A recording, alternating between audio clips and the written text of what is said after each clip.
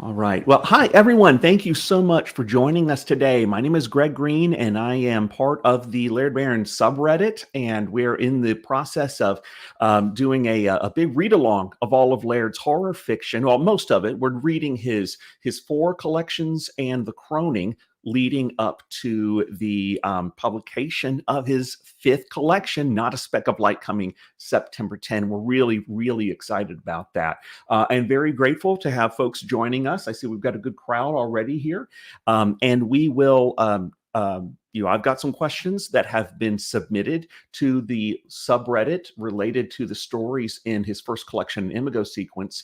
And then we've got plenty of, we should have good amount of time to take your questions live here on YouTube Live.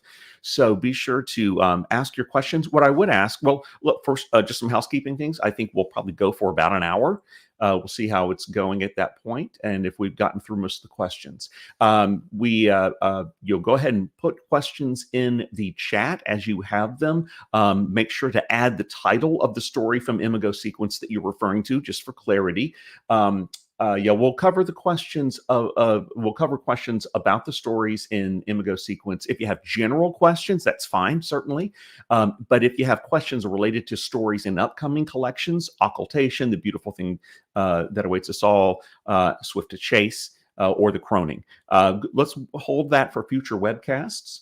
I certainly invite everyone to ask any question you want, and Laird will be as specific or vague as he wishes. We'll leave that totally up to him. So let's just start by, I'm welcoming Laird. It's great to see you again. Hey, Greg, thanks for having me. And I just want to thank the community for coming together and helped me out last year when I was deathly ill. That really meant a lot to me. I received so much of an outpouring, and also what you guys have been doing with the Reddit page. I was talking to Greg off stage here earlier, and I'm just humbled by the depth and commitment to these entries about with the read along. It's just really splendid work you guys have been doing, and I'm really touched. There were a lot of folks on the Reddit community who I know donated to the GoFundMe account that Mike Davis set up, and just the well wishes and the concerns that were being presented were definitely lot were in there. So yeah, it's just great to see you. Of course, I'm sure everyone's going to be wondering just how the recovery is going. I know G Weeps, one of our friends from Twitter and subredditors, asking about your eyesight. Him saying he himself is legally blind and was wondering just how your eyesight, how you're handling that, etc. Of course, sends his wishes that you're continuing to heal. Well, thank you for asking, and actually, I would like to address that. My recovery, it's all relative compared to this. I've been out of the hospital now for just like a week or so, over a year, and I'm nowhere near where I was hoping I would, thinking I was going to be at the time. This was much more. I mean, I knew it was serious. It was a near death experience, but I still thought that because of the horrible things that have happened to me in my past, I thought I would bounce back more quickly. And I underestimate the fact that I'm getting older. And I saw my doctor recently and was describing my current symptoms to him and my progress. And he said, "Yeah, you're probably about halfway through a basic recovery." We're Wow! looking at After a another. year, only Yeah. halfway. Well, they went in when they basically they cut out 20% of my lung, but they also had to take it had basically I was coughing up my insides at one point toward the Yeah. end. That was what was coming out. And it was liquefying. My lung and the tissue all around my lung was liquefying to the point where it was going to eat through my body all the way. I wouldn't have lived that Oh long, my God. but it was eating Wow. through my body. And according to the pulmonary and the thoracic people, I was within, literally hours of that would have been it. So, as a consequence, it's not just a normal, like, say I had cancer and they took a tumor out. There was a lot more damage to the surrounding tissue, and they didn't crack me open, but they did cut bundles of nerves. And So it's going to take me up to 3 years to recover from that. So right now, I would say I have the health of a not very healthy 80-year-old man, um, and I'm trying to work myself, reverse my age back into where it should be in my 50s. So Yes. much better. Uh, I'd say I'm 100% better than I was, but I'm still the battery register is still pretty low, uh, and I do have lots of side effects from it, unfortunately, that may be lifelong. One of them is my eyesight.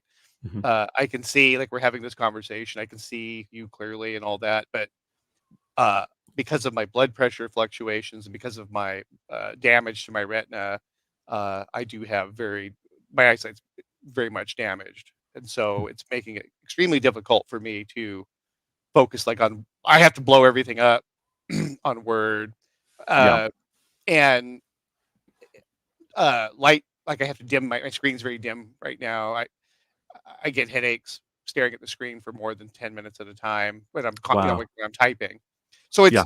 it's all sad, but it's just the way it is. It's just I basically am uh, pretty sick still, but way Mhm. better than I was. So I'm able to work. It's just that instead of doing things at a rate that I am accustomed to, I just have to, I write for a few minutes, rest, write for a few minutes, rest, and just do the best I can, and try to be.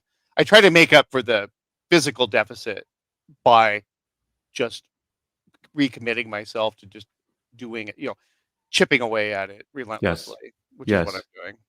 But you are able to work, you are writing Mhm. new stories, Oh and yeah. that is Yep. how do you I mean, how do you feel about your, your productivity, your creativity? Are you happy with what you've, been developing so far? Yes. Matter of fact, uh, I'm writing an original story for the Not a Speck of Light collection that's coming out, and I've also written a couple other stories this year. I'm working on a novel. My productivity is what's hampered because I can't Mm. crank out large volumes. I mean, I have to fight for every single page that I get. I'm happy with the quality of it though. Like I'm enjoying writing. I feel like I've never been better, stronger. Oh, wow. So it's really Yeah. just mechanically. I just, staring at the screen, sitting up straight in the chair, all the stuff that you have to do. Um, it's just, I get really tired really quickly, and that's improved over time, but it's still, I'm probably about halfway to where I should be. So Gotcha. That is great to hear, though, that you're happy with the work you're doing, and it kind of reminds me of Flannery O'Connor struggling with lupus, and like especially with her hands. Every tap on that actual typewriter was difficult for her, and it's mm, had a real impact on her. I think her focus on like she knowing exactly what she's going to say you as know, she go before she types it.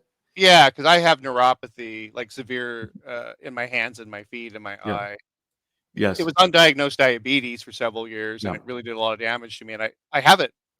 I mean, I have it completely under control now, but so it's not progressing because of blood sugar. That's been taken care of. But you do damage to your body. You do damage to your body. I damage my kidneys. I damage myself. You know, Yes. I'm. You know, I am 80 years old right now, and Yeah. and I have all the, and a frail 80. So I'm just doing the best I can, but I am working, and I'm grateful to be able to be doing what you know, I'm grateful to even be where I am right now. I'm Yes. very Yes. lucky. Well, we're thrilled that you're here with us, that you're writing. We're very excited about your new collection, Not a Speck of Light. I understand that it's approaching 1,000 pre-orders. That's got to feel pretty good. I'm not in the publishing industry, myself. I don't really know how that number compares to others, but it seems like a pretty good set of pre-orders so far. It's for small press and also this far out, we're months and months out. Um, Yeah.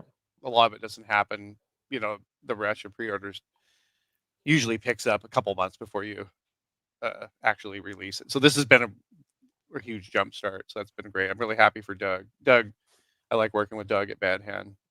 Yeah, I know he's taken a real personal interest directly in making sure that that your work is well represented. I know he really focuses on design and promotions and stuff. Yep. So I'm very happy and excited about that. I'm going to really quickly throw in the comments a link to your bibliography. I just want to ask. I know that we've had ask about other new work. Of course, Not a Speck of Light is mostly stories that have been published and they're being collected from various publications, plus the new title story, Not a Speck of Light, as I understand. But recently, you had the Nebula Quest came out in Omni Park, or back to Omni Park. I Right. think the Disintegration anthology, which should be coming out very soon, has Eyes Like Evil Prisms. And then there are 5 or 6 others listed on your bibliography page. Should we be looking for those to happen maybe this year? Or any hints or teasers you want to give us about new stories? I, you know what? I would have to study that. It's really fluid. I don't know what's coming out this year. I would bet more like next year for Okay, anything like that. So the big thing that's very coming good. out for me this year is going to be the collection. There's a Conan. I wrote a Conan story, which Yes. I was, I signed a non-disclosure or something like a non-disclosure. So I couldn't really talk about it, but then they leaked that a few months ago. So that allegedly is going to come out on Amazon or whatever in August. So that was kind of a childhood dream to be able to do, or a bucket list thing. I got to write that, and there may be something else with Bad Hand. Because I'm working on more stuff for them. I don't know if that'll happen this year or not, but I am working on a couple things for them. So we'll see how that goes. But pretty much the big thing is going to be the collection coming out. Well, we're very excited about that, and of course we've timed our read along to end right as Not a Speck of Light comes out. So I think there'll probably be some carryover of the read along into that, and we're just very excited to have that new book coming out. Those Yeah, Oh, sorry. I was just going to say one last thing about that. Those yeah, stories have appeared in so many different publications. There's going to be 16 stories in it and one original. So 15 and one original. And they've appeared in so many different anthologies and zines and stuff that I imagine that for most people picking it up, they will not have read. It's unlikely they've yeah, read the stories. Is what yeah, my guess. yeah. Absolutely. I have because I'm Right. a dogged reader. I've found all of them, but and actually have a good collection of But them on you my know how shelf. hard it was to find them all. Yes, I mean, I don't think this is coming up in Not a Speck of Light, but Cosmic Horror Monthly here has an antiquity story with They Coleridge and do. Robard, and it's like these wonderful little publications that are so niche and so specific. Or also, I don't know that this is coming up in. Not a Speck of Light, but the Learn to Die, Lern to DYE in the Mystery Tribune, which is not even available in print. I don't believe. I think it's It just a is. It subscription. it is available. You can buy a copy of it, I believe. Okay, I've got to buy a copy of that Check because it I do out. not have that. The only thing I'll say about that is I'm really proud of that story. I'm proud of both of those. The antiquity story will be in a. I'm working really hard, slowly, but I'm working Yes. very hard to put together a fantasy collection. I kind of consider it my life's work at this point. Um, and so I'm not in any hurry, but I want it out in the next 3 or 4 years. So I'm really working Mhm. hard on that. You'll see a lot of stories like the Robard Coleridge story.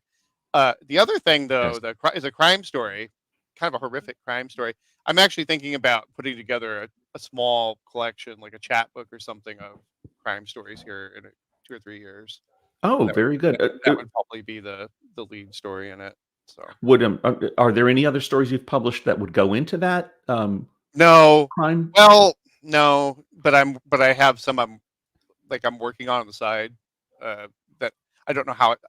That's why I'm saying a chat book. It would probably only be like 20 to 30,000 words. It would have like 3 or 4 stories in it, Wow. and Yeah, that sounds they terrific. might be originals. The other ones might be originals. That might be the reprint. There might be like 2 or 3 originals. But I would like to put together like a weird, like a non supernatural, but maybe supernatural adjacent collection of crime. I really enjoy writing crime Yes, and yes. and mystery and stuff.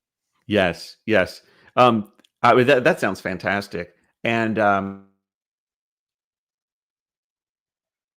lot of fun. I know that for Not a Speck of Light, it seems that as you've progressed through, especially those first three collections, really a lot of cosmic horror there. The first Imago sequence really focused on transhumanism stories, and then occultation gets into maybe a little bit more of the old leech mythos and things like that. Yep. What are we looking at for Not a Speck of Light? Is there like a theme or a thread that you would say really binds it together as a collection? Yeah, you hit the nail on the head with the first three collections. But the first, Imago sequence, which we'll talk about, I was sort of finding my way. I was learning on stage, because I would write a story and sell the story, and I was only writing one or two a year. But basically, I didn't have a big trunk load of stories, nothing like that. I would write a story and I would sell it somewhere, and so I was sort of, you know, under the spotlight, learning, as I went. And luckily, I had kind of an idea what I wanted to do, but it wasn't as concrete as it became in the second book. So that first book, Yeah. definitely, I was sort of forming my theory, and second book is basically doomed relationships.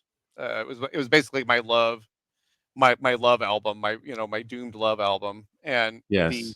beautiful thing was a synthesis of the first two. It's like, okay, I took some of the elements from Yes. the first collection, some from the second, and then what have I learned?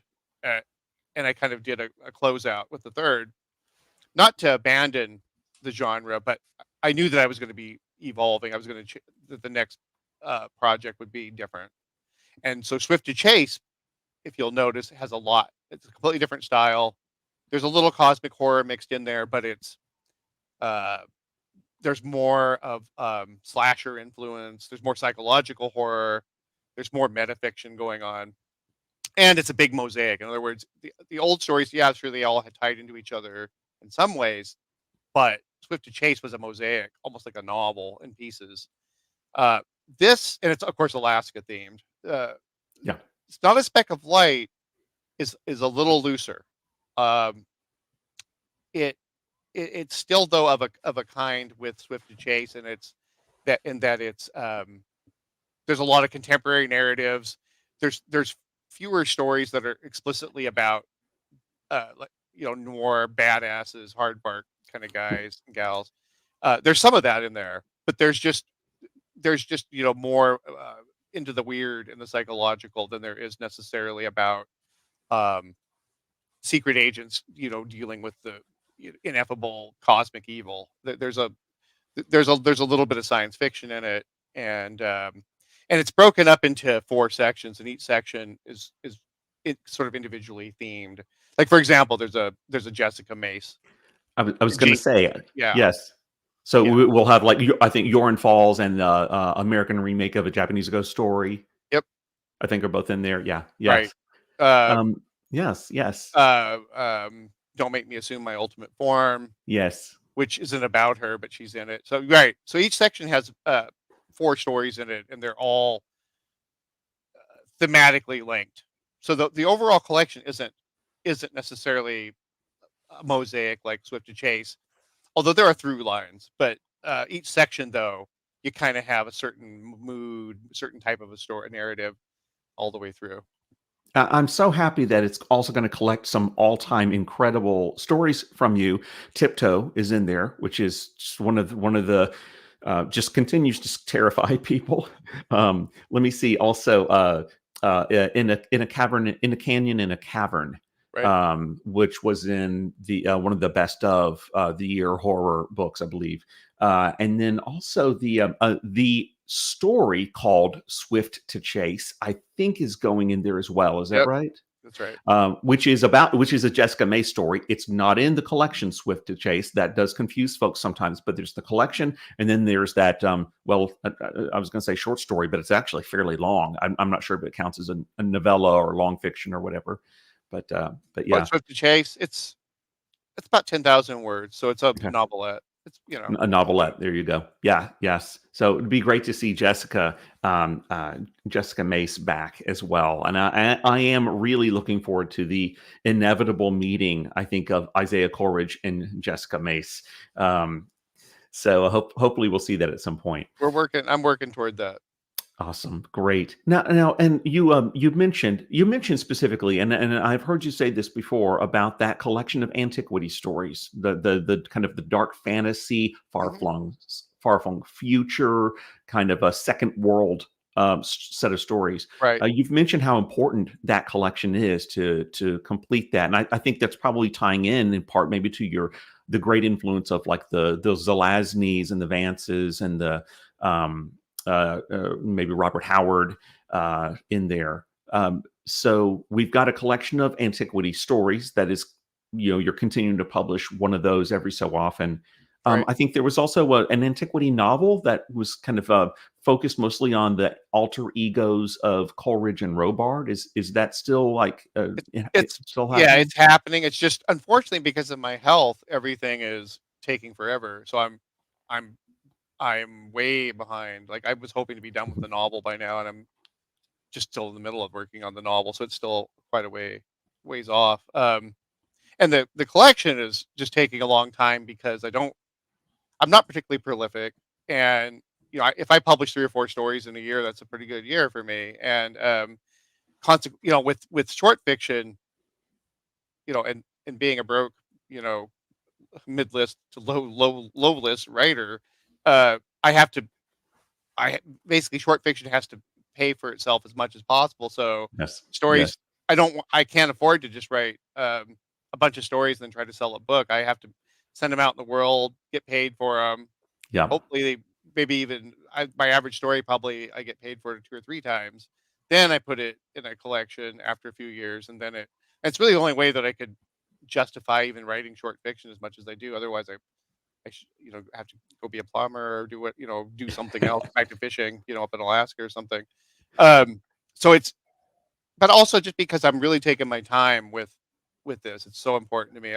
I gotta tell you, they always, people wonder, what are your regrets when you're facing Yes. death? And I had time to think about it, Yes. and that was one of the, looking back on my experiences the last year or so, not thinking that I wasn't going to be able to finish the fantasy novel and the collection were two of my greatest. And it sounds so terrible, you're getting ready to die and you're worried about that, but I really was. I was really very almost heartbroken that I didn't think I was going to be able to finish those. Yes. Not Yes. for because I think it's going to do. I imagine that the same 300 people are probably going to read it as read my other stuff. It's not that. It's just important to me because that's what I when I first got into writing when I was a kid, that's the kind of stuff that I enjoyed. I liked Zelazny and Vance and Tolkien and Yeah. Moorcock and Fritz Yes. Leiber. I mean, I loved lots of stuff, but those guys really, I had a terrible childhood and a really rough one. And Zelazny, for example, meant so much to me. The Nine Princes of Amber, and Sign of the Unicorn and things like that, and Dying Earth by Vance really rescued me some days Mm. from my Mm. life, and I always wanted to do what they did, and, yeah, so this is the kind of like I think I'm too young to say it's full circle, but it will be full circle so far if I can just get that done. Absolutely. Well, we're excited for it, and of course, we are very eager to support your efforts any way that we can. So, but yeah, really eager to see that. Let me see a couple of questions here. We'll just take out of the chat real quick. Onirofrenic says, "I am German. Is there any chance your stories will be translated to German anytime soon?" I don't have any I don't have any knowledge of anything pending, but uh, I'm trying to think. There is Hallucinogia was, I know. Yeah, and from what I understand it actually did pretty well, relatively speaking, it did, for a small press release, it did pretty well over Mhm. there. I really hope so. I'm thrilled whenever my stuff is translated. Like for example, recently, "Man with No Name," a novella of mine. It's just This is it's it's so beautiful, beautiful. Yeah, yeah. and it's receiving a fabulous The Croning and "Man with No Name" have both received such so warmly over in Spain. I'm touched. And like I said, in Hallucigenia was released, or excuse me, was received so well in Germany. I've had stuff, you know, uh, in the Czech Republic. I've had things, Wow. in Japan, all over Poland, Russia, all over the place, and I'm always thrilled. Italy. I've seen Yep. some. I just references to some Italian translations. But I don't. I have I, I'm represented by a fairly large, intricate agency, and they do keep me abreast of some things, but there's just so much stuff happening behind the scenes all the time, and I very seldom, and they have a lot of clients, and so I Yeah. kind of get like occasional reports about the battles that are being fought to get things done on my behalf. So I don't really know. I don't know if there's anything in planning right at the moment. I want to say there's something uh, going on with Germany, though. I want to say something to do with Swift to Chase. I want to say Oh, that okay. might be coming, but I can't promise that. But Yeah. I seem to recall there was like, because what'll happen is people will send me draft. Hey, we're proposing this. What do you think? And then maybe it happens, maybe it doesn't happen. So I Yes. want to say Yes. that there is something happening on that front. Very good. The same uh, uh, person over on Onirofrenic over on YouTube asks, also, are there any weird fiction cosmic horror magazines you can recommend, preferably also where your stories are featured? Um, any like favorites? Of course, early on it was magazine of fantasy and science fiction that published 5 of your stories very early on. I you know I haven't really been in that many. I mean, I've been in a few, but I haven't had much of my fan. I've only had like 7 or 8 fantasy stories out there, and most of that was in anthologies. However, I do love Cosmic Horror Monthly. I think they're Yeah. really doing a great job. Old Moon Quarterly is Mhm. another one that I think people should check out. So those are two I have personal. I haven't published anything with Old Moon, but I'm supposed to be publishing something with them. Assuming it's good enough for them. They did a Kickstarter, and I agreed to. I'm going to write a story for them. But matter of fact, that's probably one of the next things I'm going to be working on as soon as I wrap up what I'm doing. I think it's the like June or July issue, I believe, because I supported that Kickstarter campaign to make sure I get that Right. story. So and it's going to be an antiquity story. So Wonderful. right, it's going to be about Mantooth, who is Okay, I was wondering if we would get that story because I know it ended up getting pulled from the an anthology, a recent anthology on yeah, I grim felt terrible horror. about that. Yeah. I was just so sick, and then Yes. it was too late by Yes. the time I got out, and I'm still struggling. I'm going to be I got to sit down and get it done. But yeah, that's a Mantooth is a, a descendant of Rex, um, Yes. one of his Yes. one of his many incarnations throughout the multiverse. But no, Um, those are two I would highly recommend. Awesome. And Snixel Mix Nix says, what I think a lot of us are thinking, I won't lie, I want these antiquity stories most now. So yeah, yeah, it's a blast. Let me see. I think we had maybe one other question. Oh, okay. This does bring up there's a good question here, Brian McCormick. Any plans for a The Light is the Darkness reprint? I did want to ask you a little bit about kind of, I know the rights to some of your books are maybe complicated, but if there's anything you can share along those lines, maybe you can, maybe you can't. I'd love to hear some more just to kind of about the state of the rights and the Light is the Darkness in particular, because it's out of print and it's fetching ridiculous prices on eBay. Not the signed limited edition, just like the trade paperback. It'll be hard pressed to find it for less than $100 right now. I feel terrible about stuff like that too. Like I have a really strange like a complicated relationship with luxury editions of my work. Yeah, yeah, I actually don't. They're flattering, obviously, because you love to see because they're so beautiful, right? And my feeling on them is I don't really have. I'm kind of neutral on them as long as there's an affordable edition for people. In other words, I I had a bad experience with The Light is the Darkness because I think they initially released it just as a very limited. That was it. That's the only way you could get it, was through limited, and that really angered some of my fans, which I didn't blame them. I just wasn't in a position to say no to that offer at the time. Uh, Yeah. Money considerations are so significant for me, and Yes. as they have been for years, because I've been doing this for a living, so to speak, for years. But luckily, the publisher's is a nice guy and all that, and he ethical, and he understood that he had to put out an affordable edition, and so he released that electronic edition, and then there was a $10 or $12 print edition. Yeah. What happened is there's a reversion clause on it, and also I don't know if it was because it was going out of print, but I wasn't necessarily getting my royalties and things like that, and so there's some confusion because he also went through. There was multiple. Uh, he kind of went in partnership. The guy who originally published it did it under one imprint, then it moved to another imprint, and then the electronic edition, it was like a third party was dealing with it, and so consequently, after a while, I just stopped getting royalties, and we exercised our reversion rights. But I don't know that we've been able to get the documentation signed. So in other words, it was, and then it was like it was on Amazon without me receiving, for print and electronic, without me receiving a dime for like 5 years.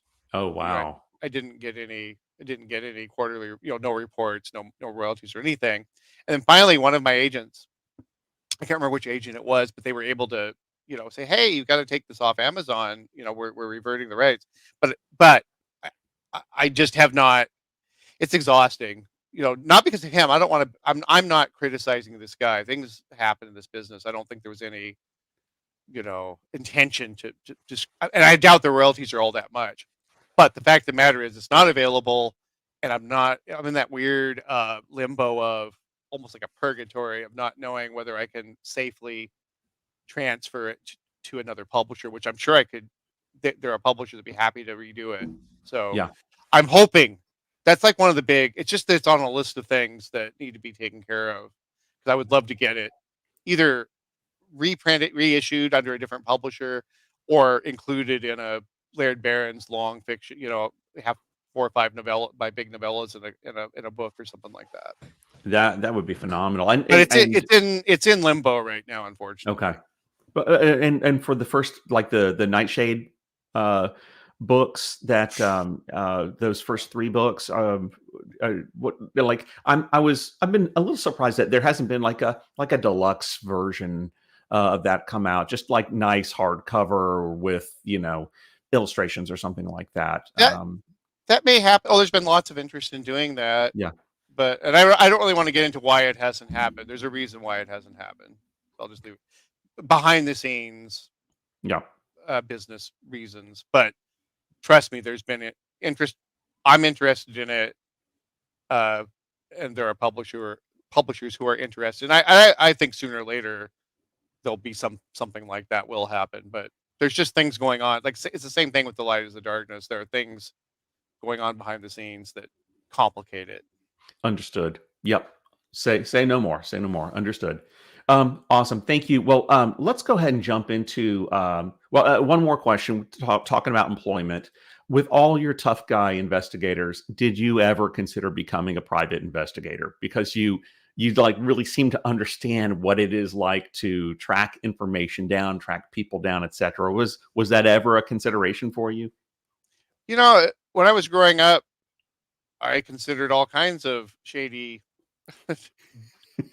jobs that I might take on. I kind of had I kind of had a psychology suited to doing something like that, but I ended up running sled dogs instead, and then uh, driven further into poverty. I moved, in my middle 20s. I moved to Seattle, and I took up martial arts and started writing, and that's pretty much been, you know, writing since the last 30 years is pretty much uh, subsumed me. That's just what I ended up doing, and probably all for the best. I think I'm probably a better writer than I would have been, and doing more good than I would have ever have done schlepping around photographing couples at the Dewdrop Inn. Yeah. Yes, I think you have done more good as a writer. Absolutely. Well, for our audience, we're going to go ahead and jump into the stories in IMAGO sequence, and go ahead and just if you have questions, I've got questions from the Reddit posts, those threads, and I'll go ahead and queue some of those up. But if you have a question about a specific story, make sure you put the title of the story in there.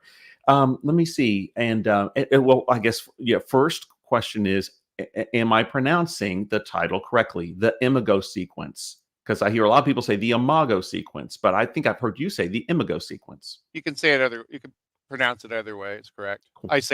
I pronounce it IMAGO. Cool. Very good. In the story Old Virginia, of course, there's a lot of comments, or we've had a lot of comments in the threads about representing the fear of aging, with Garland's advanced age, what it's doing to his body, and the as well as the hideous state of Virginia, that Subject X. And it kind of reminds me of probably my first Stephen King story was Grandma. And you've got I was around my grandparents, my great uncles and great aunts all the time. And just there's something that is unnerving about, about getting to the end of your life and what that does to your body. But yeah, it seems like the fear of aging is the preoccupation of that story in a lot of ways. What's interesting about that, first of all, I had some weird experiences writing it, but it's really strange. When I wrote that, one of the details that I included about Garland is that he was deaf in one ear. I went deaf in my ear weeks after I wrote that. Probably just a few weeks after I wrote that, I went deaf in my ear unexpectedly, and I was awfully young. And we never did figure it out. Some kind of a viral infection, and it popped my eardrum. Like blood just came out, and I collapsed on the ground, and there was nothing to be done with it. And I was lucky that it didn't travel, because generally, when I understand,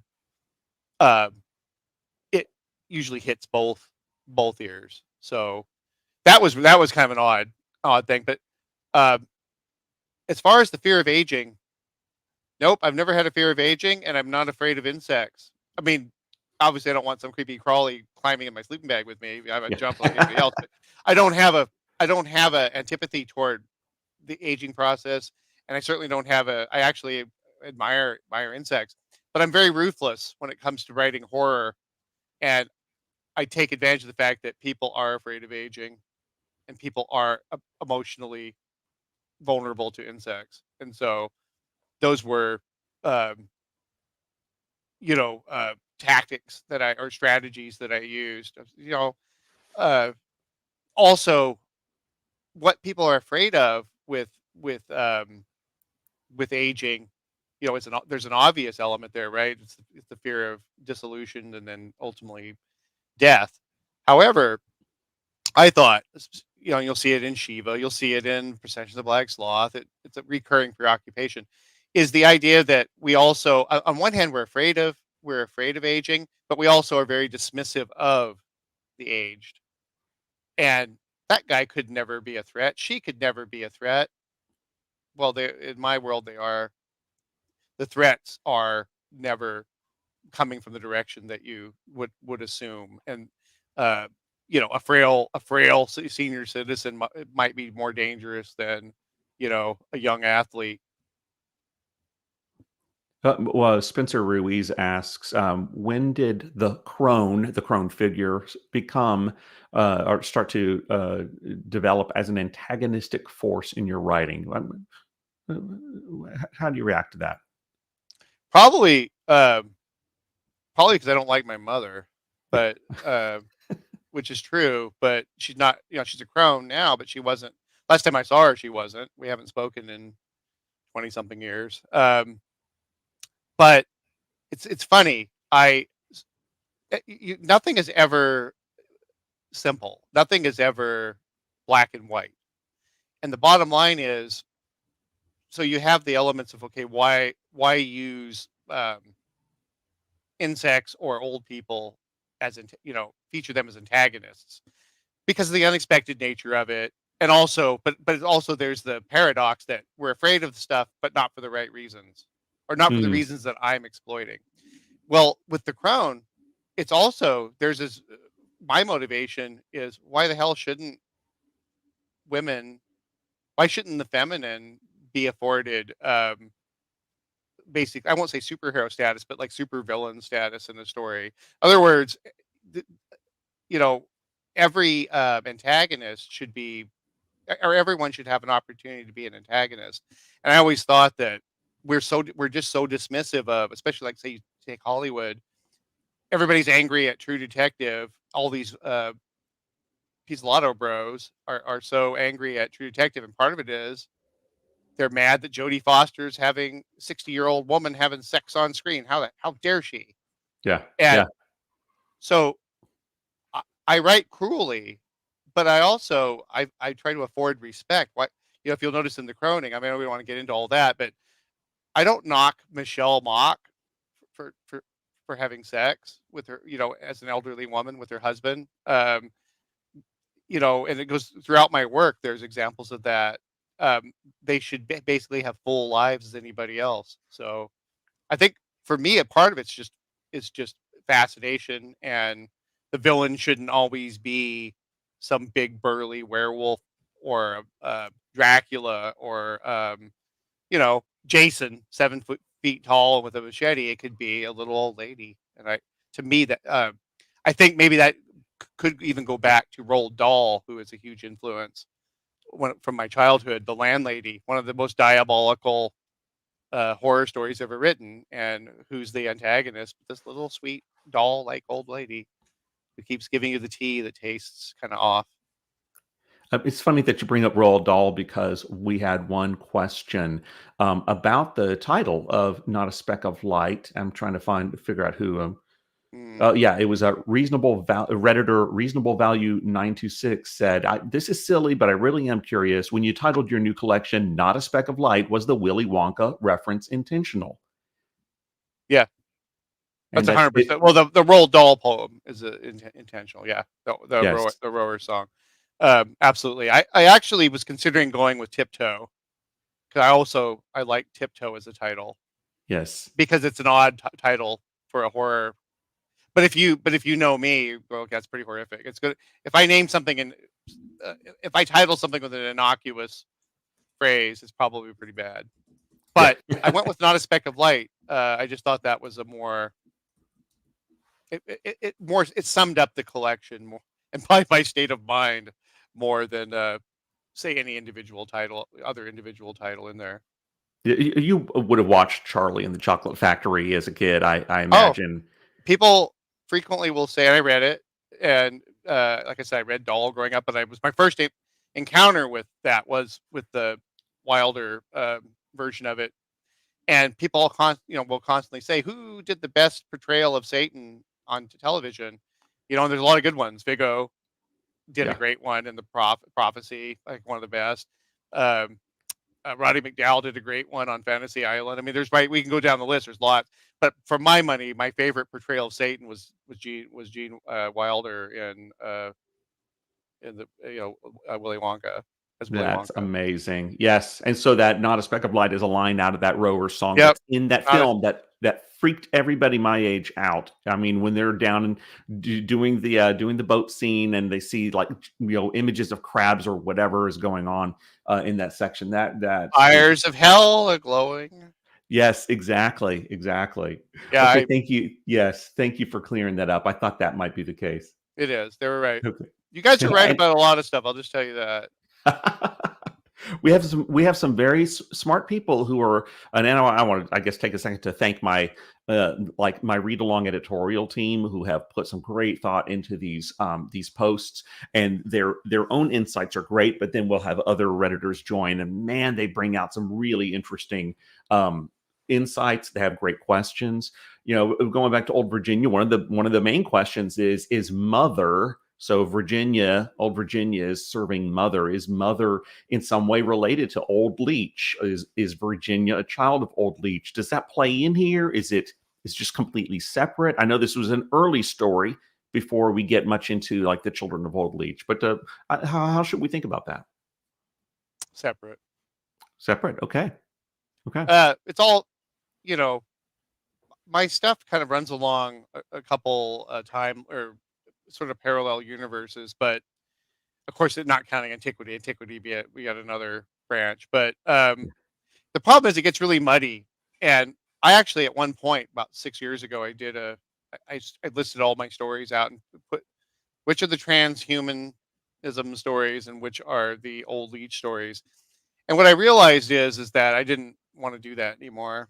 Yes. I preferred to think of the timelines as a helix, like a double helix, that they cross, they intertwine.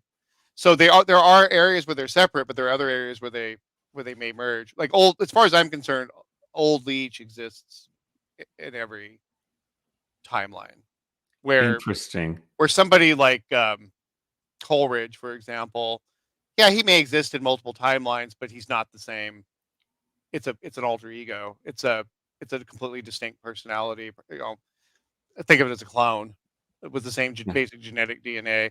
But old leech though would be the same personality wherever you met it. Very good. Thank you. That makes a lot of sense there.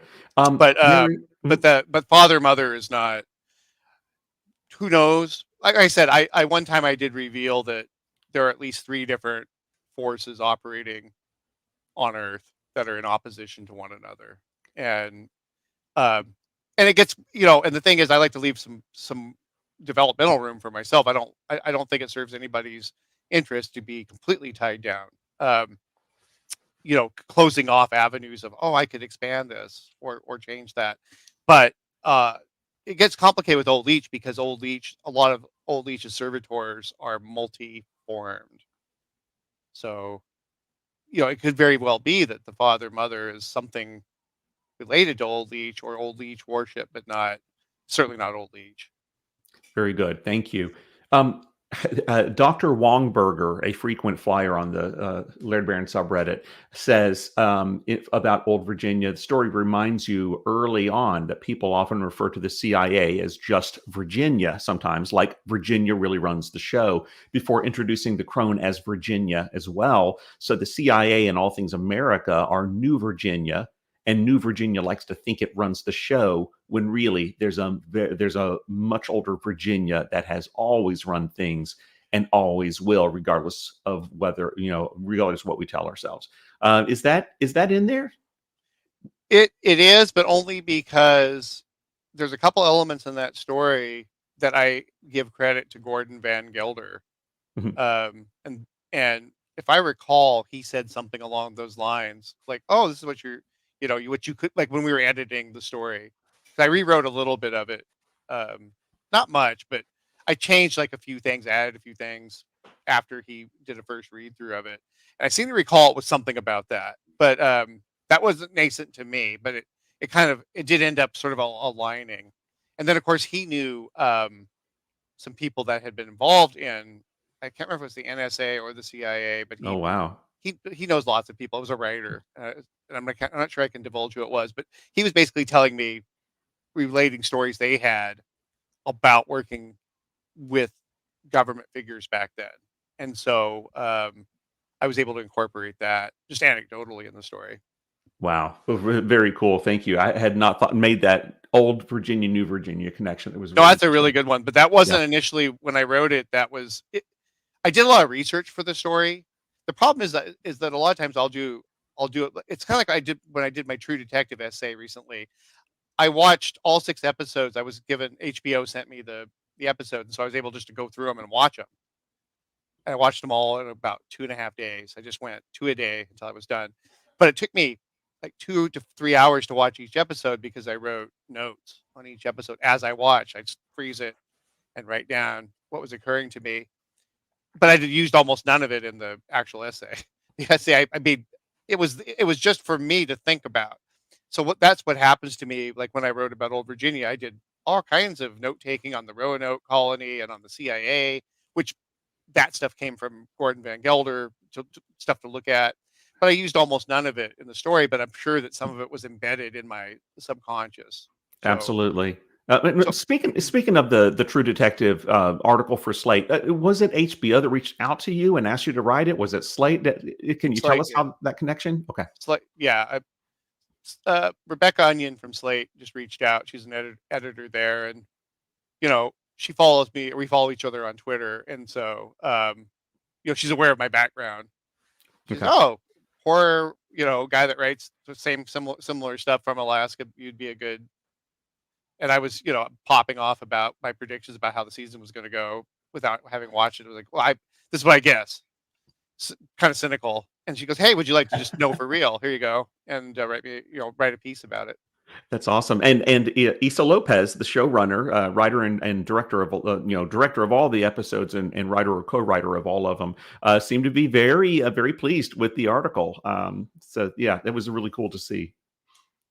I enjoyed doing it. It was a great experience. I love nonfiction.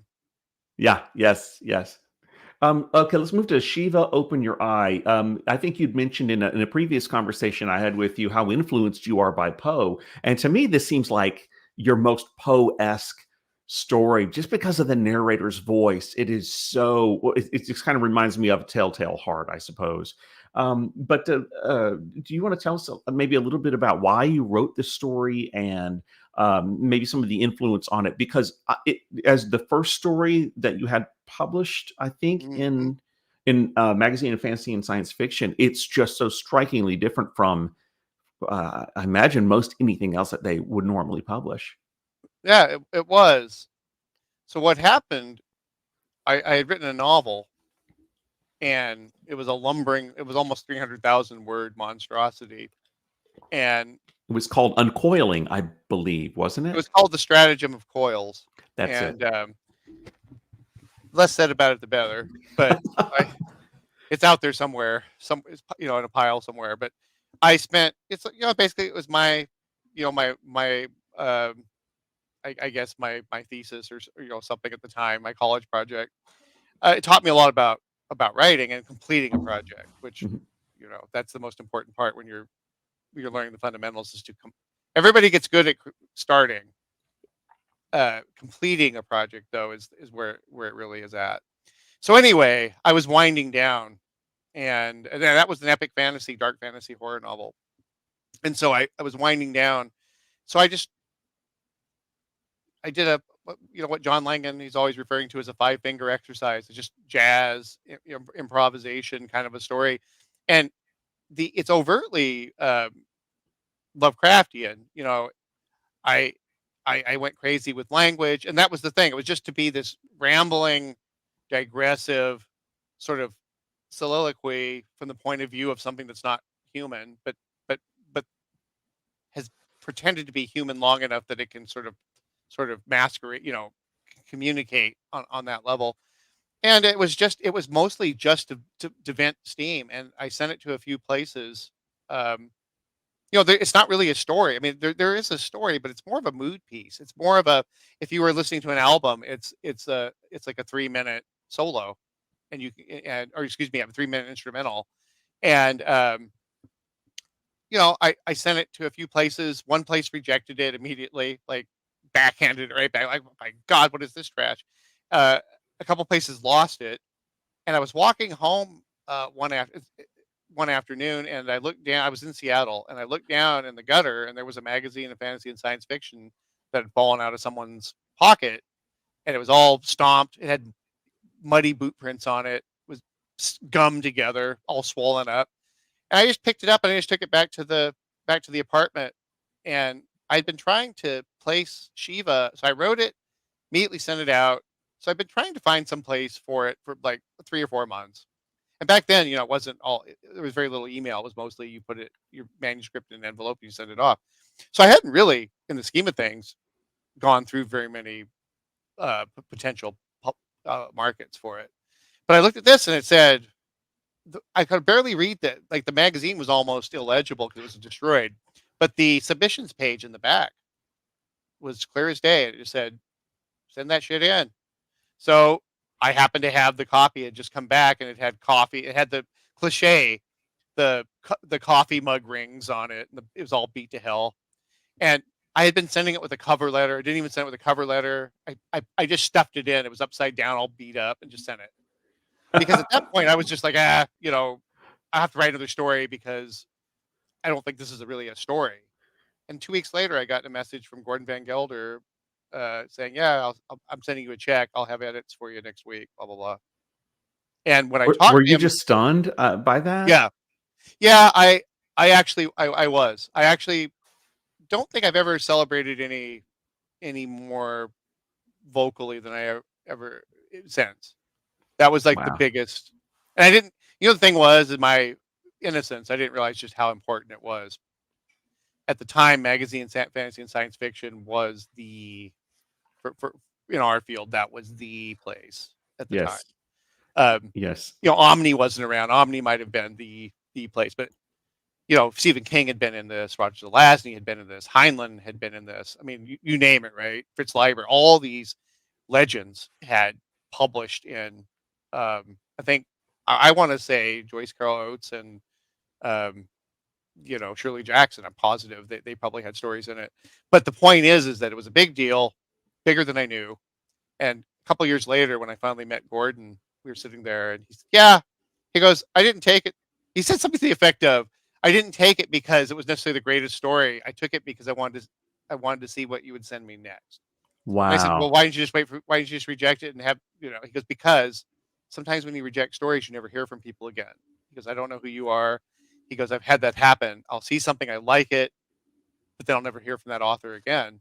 He goes, it was good enough to publish. He goes, it was just that it wasn't what we normally, which I knew, because it was funny, because after I sent it, I went to the university bookstore and I grabbed a fresh recent copy of their magazine and went, oh, yeah, I'm not. They're not going to take this. No way. This no, not even close. And he said that. That's what he said. He goes, I took it because I saw something in you and I wanted to see what you Wow. would. Because I just had to know what the next thing was going to be, and it was Old Virginia, which of course Wow. couldn't be any different. Yes, yes. Do you ever look back and say something was going on? It was some sort of fate or something that you found that beat up, stomped on copy of magazine fantasy and science Well, fiction. you and I have discussed before. You know that if I'm not an atheist, I'm certainly a hardcore dried up agnostic. So I don't put any stock in a higher power guiding me, but I do believe in patterns. Mhm. I do believe in destiny. I do believe that time probably is a ring. And yeah, I think that I was subconsciously, if nothing else, my subconscious was scanning constantly like radar, looking for any way to get me out of the horrible blue collar grubbing, for money existence that I was, breaking my body. I mean, I'm suffering the wages of sin right now. I mean, I have Yeah. arthritis and my back is permanently damaged. And, up until I was almost 40, I did every horrible physical job you could do, and I'm paying the price. And I knew even then, this is back in '99. I knew I had to get out of, or 2000, excuse me. I knew that at 30 years old, even, and I was at the strong as I was ever going to be, that Yeah. I could see the handwriting on the wall that, yeah, in 10 years you're going to be crippled. So Wow. Wow. I, I think it's a little combination of, you know, you can't control, like Machiavelli used to say, you can't control fortune, but you can build the river of fortune, but you can build dikes and dams to channel it. And I think I was doing Interesting. everything I could to channel any kind of good fortune. That yes, totally understand that. Let me see. Here is a question from about Shiva Open Your Eye from Redditor. New Groove Vinyl Club asks: Is Shiva Open Your Eye considered part of the transhumanism mythology, or do we consider this pre-canon? Any thoughts on that? You know, that's a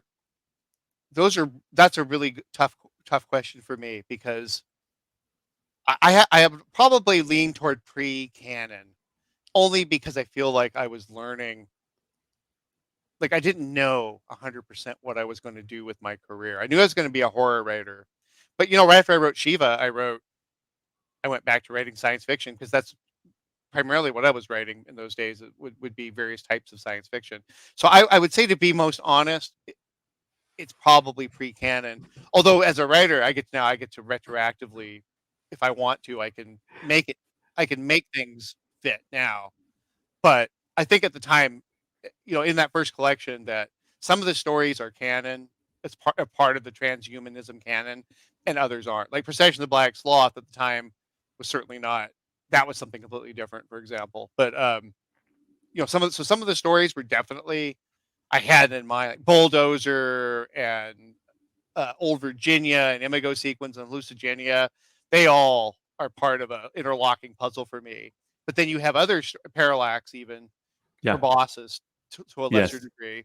But something like Shiva, I almost feel like that was me coming out on the stage and tapping the mic and just saying, yeah, if it just flew in from Cleveland and boy, are my arms tired, you know, and then going and then warming up from there.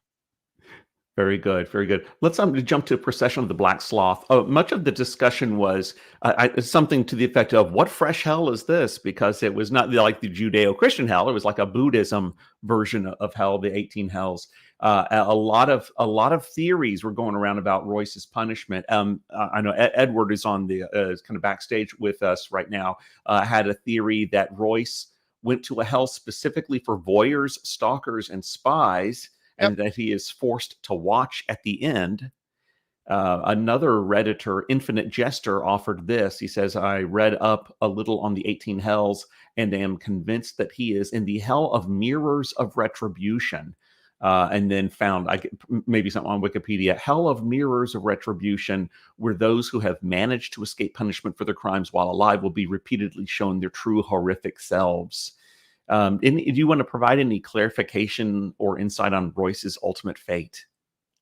No. Well, yes and no. I don't think it's important to make a distinction as to which room he was in. He was definitely in a room. And there's I'm trying to remember. There's a Black Weasel hell. I came up with Black Sloth. That's not one of the 18 hells. That's something, because it's not specifically the 18 hells. That's just how he's interpreting it. It could be something slightly different. Someone else made a point. I have a story that's just floating around out there that probably is not going to be collected anytime soon. The 49-foot woman straps it on. Right. Which I think is going to end up with a different title. When I do that every now and then, I change the title years later. But right, which somebody made the observation. I remember that it said, "Are they the same?" I'm like, I actually think that they are the same. That Yeah, I there's think it was Ives Torigny said that on Twitter, and you noted that was a okay, remarkable catch. Yeah. yeah. Because when I was writing it, it's not related. In other words, that it's the same exact situation, but there's something to be said for that. There's some kind of connectivity between them. But the point is, and this is what I do in a lot of my work.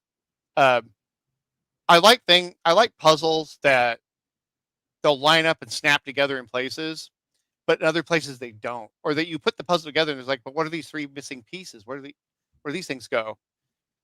Some of that's just because I'm human and I err and I make mistakes, and so it's not it's which are the intentional mistakes and which are the ones that you programmed into the matrix. But as a artist and as a reader, a viewer, I actually love it when the solution changes slightly, especially in a weird or a horror narrative, when it changes depending on how you look at it. Like I find that I'm actually least satisfied when it's like 100% boom. This is the secret reason. I love it when there's like two possible uh, secret reasons. So in other words, that you get rewarded for thinking it through, that you're not cheated. But there's your wife or your buddy can go, or a fellow viewer can go, no, I actually think it was this other thing, and it's like a Schrodinger's cat. It's just as likely it was that thing. So that kind of goes with the whole is it the 18 hells, and is he in the room of mirrors or in some other room, that it doesn't, I don't think it really matters, but he definitely is and he may not even be in the 18 hells, but he's in hell. And that's kind of an audacious thing to do for that's a long story. It's like 24,000 words that you basically, it it ends, functionally as it was, he was in hell all along type of thing. Yes. But Yes. I'm very, as I said on a show last night, I'm very dismissive of the idea that there were too many extraneous scenes in this show, or it took too long to develop this over there. To me, there's only good writing and bad writing. There's only good filmmaking and bad filmmaking. there's no such thing. I reject the idea that, well, there's too many characters. We have formulas for this. No, we have guidelines for this. Mhm. There are reasons that we say, if you have a short story, try to keep it to, 3 or fewer characters. If you have a longer story, you can add more characters. You can only have one storyline. If you have a novella, you can have two. A novel, you can have three. Those are all great guidelines, but they're just guidelines. So I have a tendency to be completely dismissive of the idea it was all a dream, is a letdown, if the journey there was horrific enough. Because Yeah. I write what I like to read, Yes. and I I like my share of highbrow cinema, but I also like a good old pulpy John Carpenter or exploitation flick from the 70s just fine. And so I kind of roll when I write, I roll the dice that there are enough people that will go, yeah, the journey was, if I would have enjoyed the journey to this inevitable conclusion, then hopefully some other people will too. Yeah, I was going to ask about this a little bit later, but I'll go ahead and bring it up, or just I guess make a point here that having been raised as a Marvel comics reading kid in the '80s, like there was nothing more important to me than continuity, and I just needed to understand how all these characters fit together into the story. And like now, I really don't care. Is any individual story compelling? And so where does Procession of the Black Sloth fit into the old Leech mythos? Does it connect or not? I still, it's like I don't want to feel like I'm kind of pursuing the wrong line of reasoning there, or it's the wrong hunt to have, and just like let the story be what it needs to be. I will say this: it does fit into the cosmology, old Leech cosmology, and the antiquity setting. The bitten by himself story. Yeah. Yes. Yes. And the reason that it does is because everything that I've ever written fits into that cosmology. Wow. Doesn't matter Wow. what timeline, doesn't matter whether it was a throwaway, not, I shouldn't say throwaway, but like a one-off story. Doesn't matter. Those all have a place in the antiquity cosmology because of, I'm not going to reveal it at this time, but because of the very nature of that universe. Of course, everything that I've ever done would fit into it in Okay. some way. It may not be recognizable.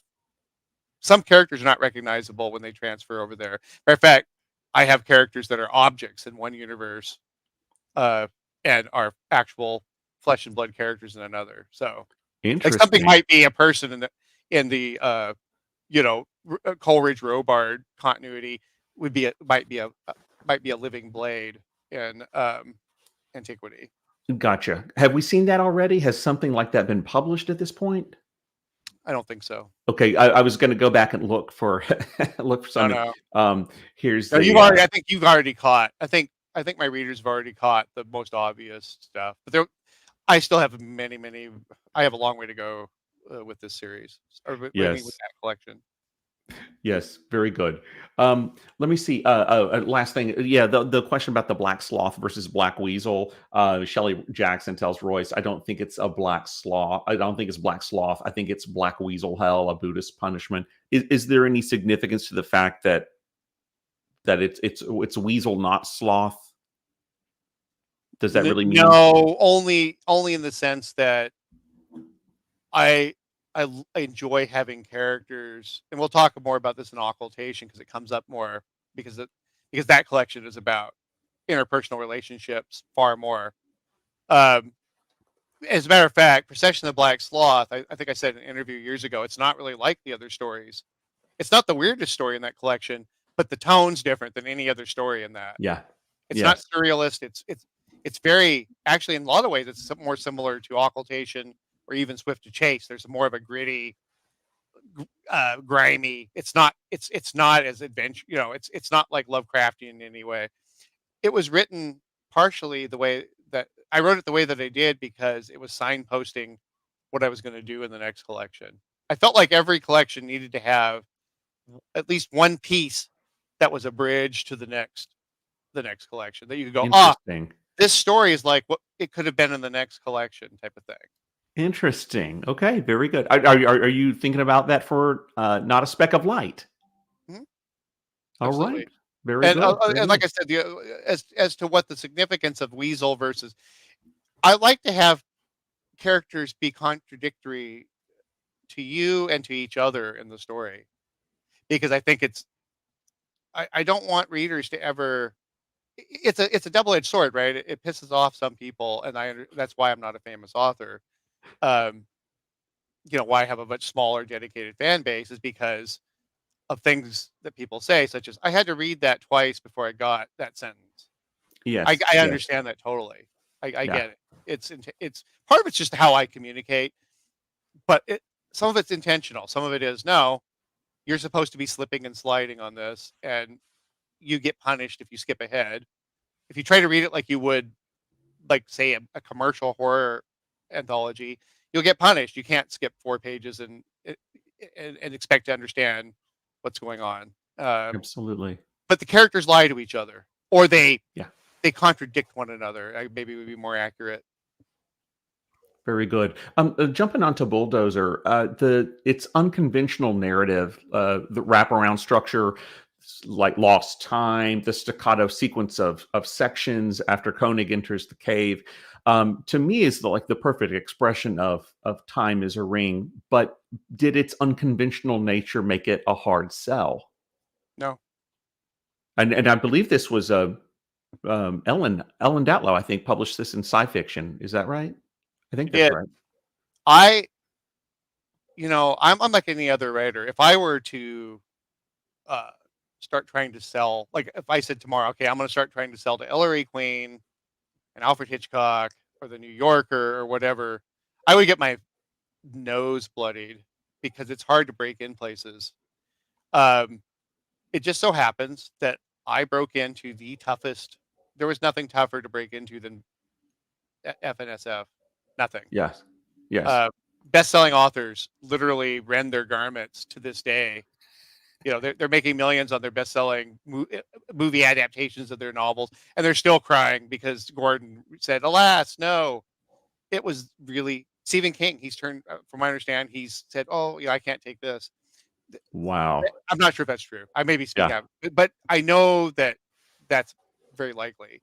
The bottom line is, it's a hard place to get into, and but I got in, and it got out. My work got out to a really broad audience, but at the time, the most important audience were the other editors out there. And for whatever reason, Ellen and Gordon just went with my strange, sort of unconventional way of, because one story would be Old Virginia, which is about as pulpy and straightforward as you can get. Mhm. But then I'll do something like Parallax, or Bulldozer, and it's not. Actually, Bulldozer is a combination. Part of it's very difficult, and other parts it's straight ahead, two-fisted gunslinging action. Yes. Um, and I'm very fortunate that Gordon and Ellen just from the start said, "No, we're going to go with you. We're going to trust you." And there was a good reception from enough readers and critics that I was just really lucky to be allowed to do, because a lot of editors would have said, "No, you can't do this. We're going to, we're going to have to nix this, this, and this." And I wouldn't have had a career, because Wow. that's just how I wrote. So I know I never had a hard time selling, but that's only because I came along at the right place, the right time. Gordon actually was interviewed one time, and he said that when he took over the magazine, he'd been the editor for a long time, but when he bought it from Berman, uh, he looked at it as putting together his stable of writers as a baseball team. He said you Huh. need outfielders, you need pitchers, you need relief pitchers, you need guys that get on base. You got to have your home run. And he described me, and I think Dale Bailey. He goes, he was in the market he needed to find a couple horror writers that could serve a certain niche in his lineup, because they don't. If you notice, they don't publish traditionally lots and lots of horror. They publish That's right. Yeah. some.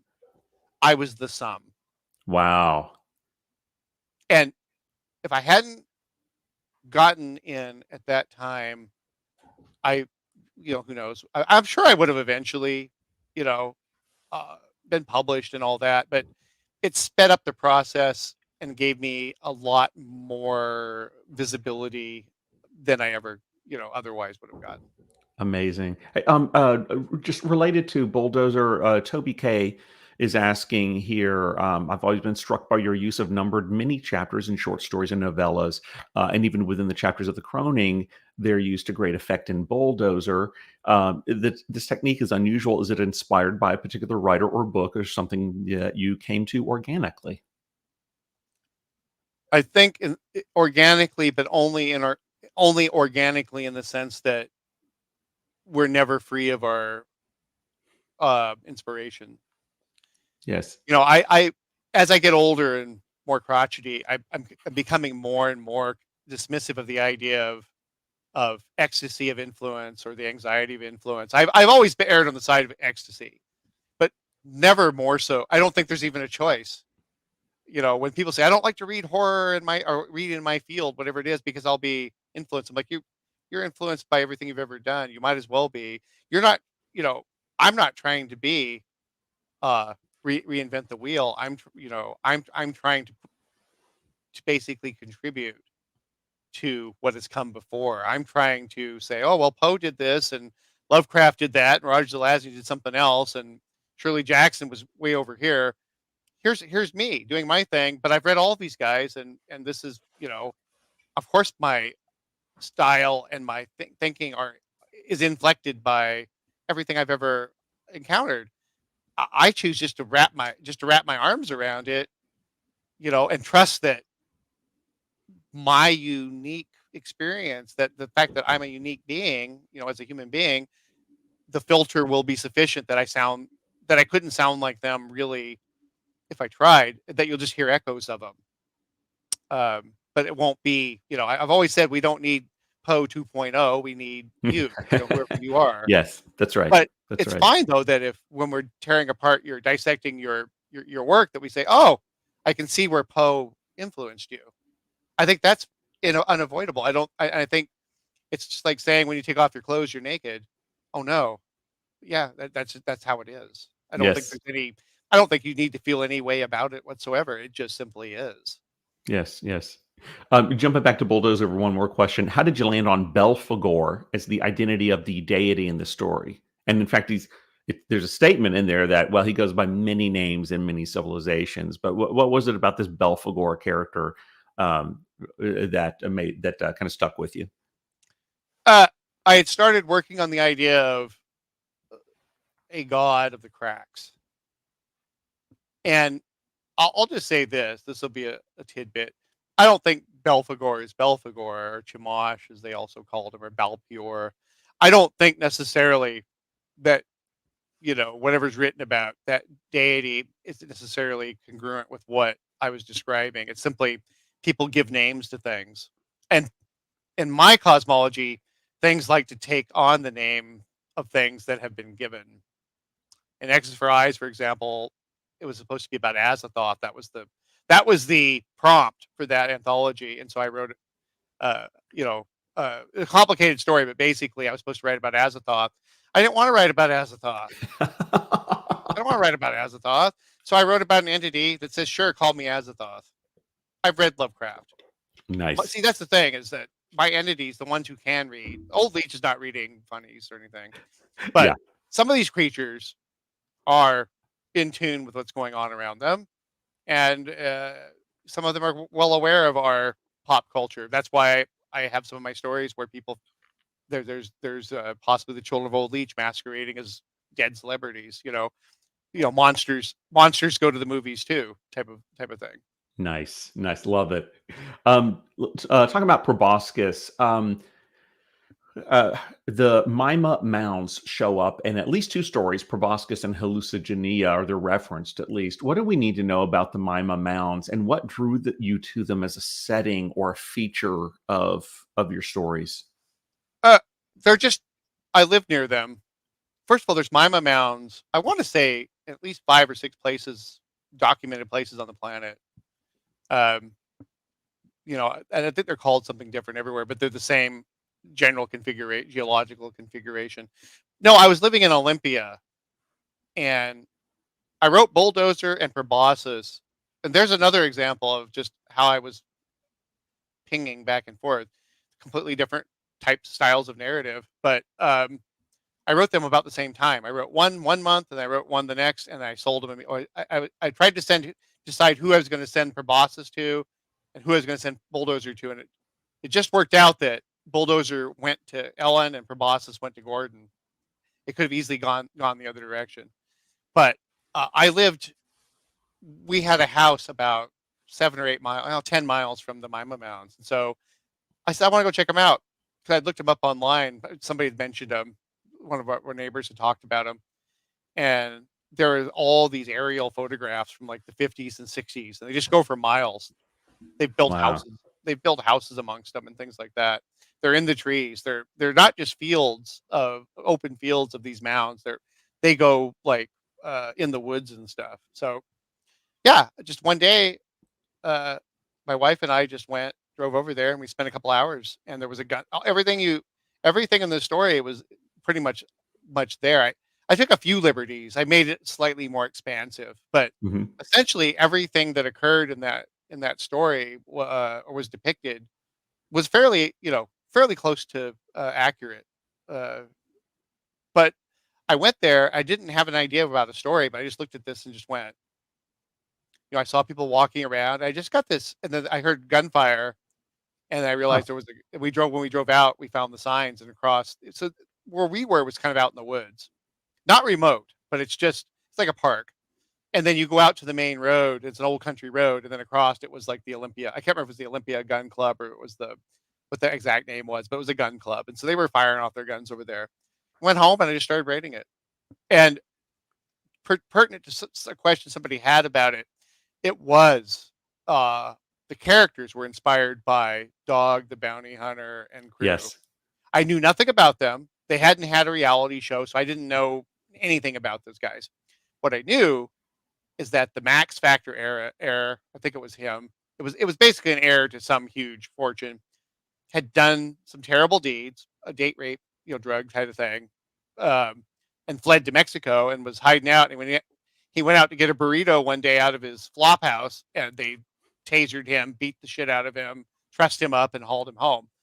Wow. And I just went, hmm. and and I wrote a story based on that. Very good. What's the and maybe one of the things you don't want to reveal here, but the parasitic control. There was some debate on exactly how it was being transmitted. There's maybe someone's maybe someone's getting bitten on the ear by Russell Peters, or there's like some kind of actual proboscis in some way that we're not quite able to see, or mind control. Is there something that is there a definite way it's happening that we should catch out of this, or is it specifically intentionally mysterious?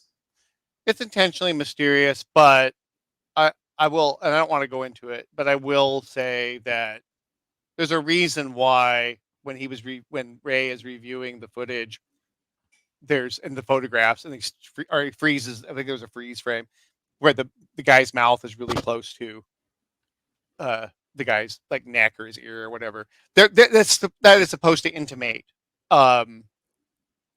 that there's some kind of a and then proboscis, right? You never see a proboscis. Well, Yes. you wouldn't, would you? And I will also say that's also a shout out to Michael Shea. That image. Michael Shea doesn't have that image in the autopsy, but there's a scene in the autopsy where he talks about the miners in the blast were all frozen in the ground or, buried, and that he stayed alive by running like a tendril out of his body and siphoning the blood out of this other guy while he was still That's alive, right. which is That's right. kind of how a assassin bug works, by the way. So there's a little, actually, I would say quite a bit of my stuff has a debt to like say Michael Shea. Michael Shea Yes. is obviously, I hesitate because there's other authors too, but Michael Shea is somebody that I think highly enough of him that in my crime novel, I have a whole section of a book named after his famous collection. So he meant a Wonderful. lot. Yes. He meant a lot to Polyphemus. He meant a lot to me. I love that. Yeah. In the Procession of the Black Sloth. You have Miguel Shea and Yeah, something Mr. James basically yeah, showing up yeah. there. That was a nice little wink. I didn't realize in just how many authors are referenced in that until I went back through the Uh, through the story. and that's another thing you're not supposed to do, but I did it anyway. Um, I've made a career of just doing whatever I want and then suffering the consequences. Awesome. I love But it. almost every character, I think there's one or two characters that for whatever reason I didn't. Every single character in that Procession of Black Sloth is either a writer, an actor, or a character from a horror related film book. Nice. Yeah. And there's like a Miss Tuttle in there, and there's a Yeah, uh, it's all authors, Yeah, actors, and characters that's from awesome. not necessarily people I know. I mean, there's some people that I know, but there's just that wasn't the intention. The intention was that everybody was going to be named like you know uh uh Royce is named after somebody, and obviously Hawthorne. So yeah, Coyne was a famous horror author in the paperback era back in the 80s. Yes, yes, that's right. John Coyne. So the invisible insectoid antagonist is based on the assassin bug. Then that's Yeah. kind of the real world Hmm. insect species. Very good. Yep. Jump into, and I know we're way over the hour that I had predicted. That's okay. That's fine. Okay, okay, cool. Some questions about hallucinogynia. In a previous conversation, you mentioned the idea of the previous conversation you had with me. Oh, we had mentioned the idea of evolution, the possibility that it could happen and go so far that the one evolving was actually regressing. I guess in a way, I think that's Yeah. kind of maybe playing here. Like maybe Caleb Shote has evolved so far that it's kind of a de-evolution. Um, does and this was one of the questions we had in the Reddit thread about it. Has Caleb Shote actually evolved or devolved into the Hallucigenia sparsa bizarre organism that was discovered in 1977, or is that just more of an allusion to to a I, bizarre state of things? I don't think it's important to know. Okay. Uh, but I will say that he's definitely becoming an it. Yeah. That ties into my whole, and obviously this doesn't generate. I'm not the genesis of time as a ring. I mean, time is a wheel, right? The wheel of time. Yeah. That's an ancient concept. But in my like how I always come back to that in my writing, um, it's reflected in hallucinogynia. The idea is that if you go far enough with evolution, it's no longer positive. We're right back to the warm oceans full of plasma and invertebrates. If you go that far, you won't just become godlike. You might become almost just nothing. Yes, yes. And let's see. Harrison C asked, "Does hallucinogynia Yeah. reference the Burgess Shale? That's the Yep. creature that was found there." Right. Right. And I did a little bit of reading on it, and I think and someone else brought this up in the Reddit thread, is that what we saw of it in the Burgess Shale, you couldn't tell what was the head and what was the tail, and in Right. fact, like part of it looked like it had been kind of burst or something, and um, I think there was an implication that maybe that wasn't its head. Maybe the entire thing was an appendage of something much larger. And I think Right. that's what. And that was, Um, and so the sense of back to that question, if there's an illusion, yeah. I mean, in other words, I'm not trying to say that the thing in the Burgess Shale is a monster. I'm simply, Shode is whatever he is or it yeah, is. But the idea of hallucinogynia is like a complementary thought. I do that with my titles a lot of the time. Is there like proboscis? There's really no proboscis. A mosquito bites a guy, but it's not really about a monster with a proboscis. That's a key to understanding what's going on in the story. Hallucinogynia, the key to that story is the idea that Shote, whatever you see as Shote in our reality at this point, is just a tiny little fingerling of whatever it has become. yes, yes.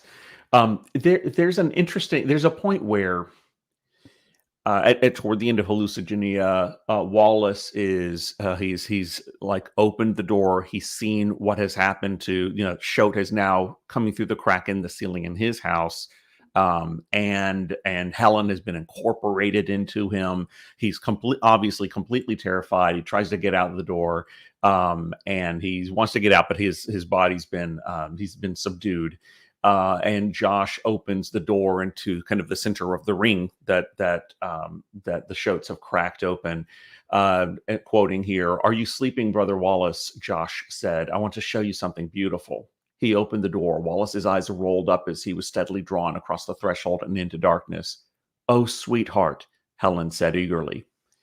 Is it that just made me think, I mean, is it at least for these people who have been transformed in this horrific way, I mean, to them, this is a state of a superior form of existence, at least in their minds, I guess. Is it possible that Wallace's fate, though terrifying from this side, is not horrific on the other side?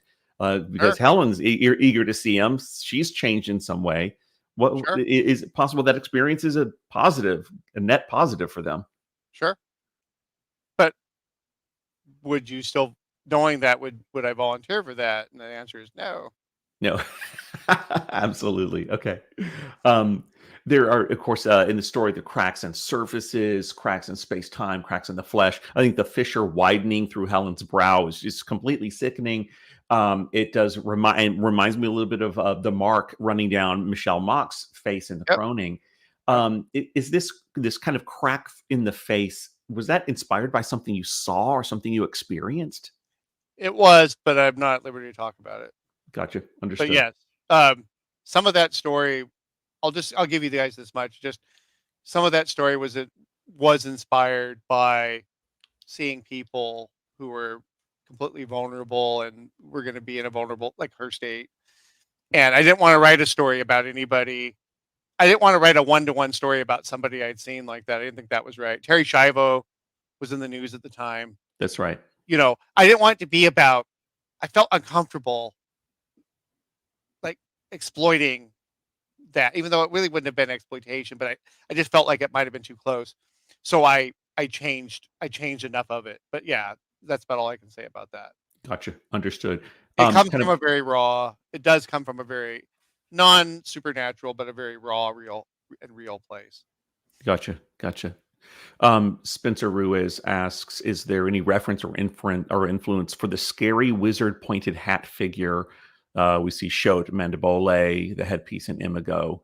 It is kind of it is a pointed hat, isn't it? Yeah. Is that just like the traditional kind of witch's hat of European tradition? Or to a lot of the stuff that I do is connotation. Like, so you guys are talking about noting that there's cracks and scars, and it's not always, and this is what I like to do, it's not always one to one. In other words, what happened to Michelle Mock has nothing to do with what happened to Helen. But Hmm. I like, in the real world, you look at how things are congruent, all these weird abstract elements of our lives will all of a sudden align because we like to see patterns. So I actually, some of it does align, but I like to put things that are not necessarily have anything to do with each other. Still, I like to put them in there because people really enjoy patterns in uh, their writing and cinema and whatever, their music. Also, I, as somebody who studied martial arts for many years, I really do buy into the idea that no matter how big and strong you are, you eventually have to rely upon leverage and momentum and trickery. You cannot defeat, you can't swim against the tide forever. The bottom line is, no matter what I do, I have subconscious preoccupations and I have ticks, Hmm. narrative ticks that I don't even notice them until it's way too late. It's been published Oh 10 wow. years ago, and I'm like, wow, I keep saying this phrase, or I keep coming back to this crack, or whatever. Some of it was intentional. Some of it is simply a subconscious tick. I have developed sort of a jujitsu attitude that I will, instead of running from that, no, screw you, subconscious. I know that I like to write that you want me to write about live burial, but I'm not consciously aware of it. I'm going to make a point of periodically somebody gets in entombed or crushed under a tree, or what, or their grandmother's bear-like embrace, whatever it is. I'm going to be the master of this. I'm going to put, so there's certain things that I like. I just continually go back to it, because then it becomes. I feel like I have more. We are so out of control as writers that you want to think that you're controlling the narrative, but that's the hardest part for me about writing is holding onto that slippery blade. It's just all sweaty and bloody, and I can't. The hilt is just slipping in my hand, and I can't make accurate cuts with it because it just wants to do what it wants to do. Yes. To me, Yes. that's the hardest. That's the hardest part of it. And so, if you know you're gonna, if you know you're gonna be stabbing, then accidentally, then just put your weight into it and do it. Nice, nice. Speaking of kind of true real life inspirations for elements of your stories, jump into Parallax. Just this one question. As I understand it, this was inspired by the disappearance of Lacey Peterson, Yeah. and then the subsequent trial of Scott Peterson. What Yeah. was it about this case that hooked you? And I don't know if you completed it by the time they actually found her body and the body of her. She was pregnant with their child at the time. Yeah, I did. Can you tell us about what it was about that case that hooked you? Actually, I want to say that I did, but memory is so strange. I'll look back and go, wait a minute, no. All I know is I took about 9 months to write that story, and I worked on it really hard. And you called it like one of your best written stories. Yeah, it's not my favorite story, and I don't think it's necessarily the I think I've done other stories that if I had to put them in a time capsule, they might go in front of it. But if somebody said, no, what was the best job you ever did on a story? I would have to say Parallax. I think Wow. Parallax, I did something that was very difficult, and nobody really liked it. It's never done anything, but I remain proud of it all these years later. And there's a lot going on in that story that you could read it several times. There's more things going on. But part of the reason that I wrote it is because I was paying attention to the trial and the competing narratives of the prosecution and the defense were so, at least the initial presentation of why he's guilty, followed up by Mark Garagos, who was the celebrity lawyer, said, all right, he's not guilty. He could not have done this. You're like, oh, really? The prosecution just spent an hour explaining all the damning, like it's an open and shut. Like, yeah, but did you know that this neighbor saw her when she was supposedly in other words, saw her while Scott Peterson was not in the area? And did you know that there was a van that was involved in some kind of satanic, somebody got kidnapped from that area around that time? And on and on and on, all these counter details. And what it created was a Schrodinger's cat, like a paradox. In one universe, he did it, and yet you could blank and be in the other universe and know somebody else did it to her. And until we know the truth, as much as we'll ever know, until there's a verdict, we live in this hell where they're both true. They're these competing ideas, and that's how every trial goes. Even the most cut and dried. If the attorneys on both sides are doing their job, you actually create. You're actually watching like a time paradox in action. They're actually creating this for us because they're both true. Yes. And the only real truth is what the person on trial knows, and even they don't always know. People lie to themselves. Like I just said, I'm pretty sure that I finished it before they found her. You know what? I don't know that. Yes. I'm sure of it, but I don't know that. Yes. That's what drew me to it. I said, the reality is actually, what's really, which one's real, and what if they're both real? What if both are true? So but it took me a long time to put that together. That's all I worked on. I worked on that for months and months. That was the only thing I worked on until I got it right. I think someone maybe in the Reddit thread commented, I guess this isn't really a horror story per se, more of a mystery. And I'm thinking, no, like this is absolutely key horror. You like your life is ruined because something happened and you can't explain it. You will never know. I mean, it was simple like quantum subtraction or something like that. But the fact that we're in this kind of state of systemic agnosticism, I guess we'll never know for sure. Like I have my beliefs of my metaphysical beliefs. Well, I can conceive of it being otherwise, and as long as I'm able to conceive of some of reality being other than what I believe, I can never say I know.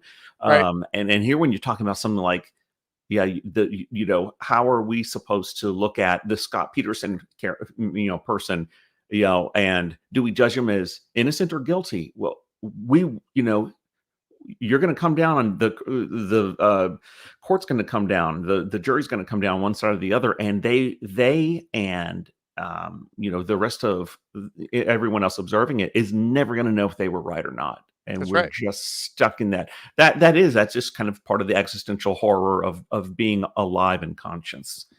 So yeah, I consider that It's to one be of my most horror. horrific stories, but it's not a horror story. Yeah, isn't that funny? It's Yeah, it bothers me. It's one of the stories that bothers me the most I've ever written. Uh, not because you were unhappy with it, but no, it makes me feel things that are yes, not yes, pleasant in a yes. way that most of my horror doesn't approach. Yeah, yeah. So there's an element there that's really haunting. Yeah, So I yeah. think so. Mm. Jump into the Royal Zoo was closed. And jumping into the world of poetry just a little bit. Pixie666 on Reddit asks, I've always been curious about the influence of modernist poets like T.S. Eliot and Wallace Stevens on this collection. Off the top of my head, it's most explicit in the Royal Zoo was closed and the IMAGO sequence. There's a cosmic pessimist streak in Eliot's early work, like in the closing of Preludes, that resonates with cosmic horror, but is there more to it than that? Of course, Wallace Stevens, you've got that. You've got a couple of quotes from Stevens in as the epigraph of your stories Yeah, in the like Imago Imago. sequence in particular. Imago, Yeah. Imago, Imago. Anything you want to say about those the modernist poets? No, it's really funny. This probably won't be very satisfying. I cannot. I'm having a hard time. I didn't even know then what it was about them that Iligo was just it fit. Also, toward the end when it starts talking about the weight of Britain and talking about the glaciers and all this kind of stuff. There was like uh, there's like a feeling there that I felt like transformative. Uh, but T.S. Eliot, I was always, the love song of J. Alfred Prufrock. I was thinking about Woody Allen, and I was thinking about Sweeney. He writes about Sweeney. These kind of hapless, well-to-do characters, but that are just completely inept internally. They're just almost like wretched, pathetic examples. And really, all there is to the Royal Zoo is closed. It was an exercise. I was in between stories, and it's one of those ones I just sat down and I wrote it very quickly, and I didn't want to burden myself with a plot. It was more of a photograph of the end of the world, and how for this person, his world this is just the end of the world was just another day for him. Is the world actually ending, or is Yeah. it possible that it is in his head? So things are Uh, really falling apart. it is possible because the way I wrote it, I think it's perfectly legitimate to say no. His suicidal guy. Maybe he was just checking out and he was hallucinating. In my mind, it was certainly the end of the world. It was, if anything was tied to Shiva, it was that, because you notice that things were coming out of the sky and it was very, Yeah. like jellyfish and things which is kind of how in Shiva he describes it. Which comes from a nightmare my brother had when we were kids, and he described it to me about the sky opening up. And then I started studying jellyfish and starfish, how starfish kill. They envelop, like they'll basically disgorge their innards, like their stomach, around a stone, like a little piece of rock that organisms are hiding in, and they basically just bulge Wow. out their innards. They envelop it, they absorb it with acid, suck it back up. And Wow. right, and so my brother was describing something like that in a nightmare he had. The sky opened up over a small town that we had lived near, and did that, disgorge, and just basically just vomited all over the civilization and then scooped it back up. Yeah. Actually, Nope, Jordan Peele's Nope, kind of Yeah. There's some Yes. similarities there, but the point is that Royal Zoo is closed. There's nothing too deep about it. I was really fascinated with that poem. I'm not a big Eliot. Like, Eliot's not my favorite, and Stevens, I love Stevens, but he's not in my top 5. But they both just, those works of theirs, Domination of Black, the Emperor of Ice Cream, a love song of J. Alfred Prufrock, just fit the mood that I was going for at the time on multiple levels. Very nice. Very good. And I think I read somewhere that like Wallace Stevens, in particular, the either Imago or Domination of Black, I forget which one, was almost like in kind of an impressionist painting or something. It created, yeah, just creates a mood that you fed off of to help, to help feed into these stories. Probably Domination of Black is, like I said, like James Dickey, Mark Strand, Anne Sexton, Charles Simic are my Yeah. favorite poets. But, by a mile. But Domination of Black is probably my favorite poem of all time. And that's got that line, I heard the cry of the peacocks. It's just that song, or excuse me, that song, but that poem, I get the chills just sitting here thinking about it. Yes. And as I get older and I look out the window more and more and I'm watching the planets align, it's very haunting for me.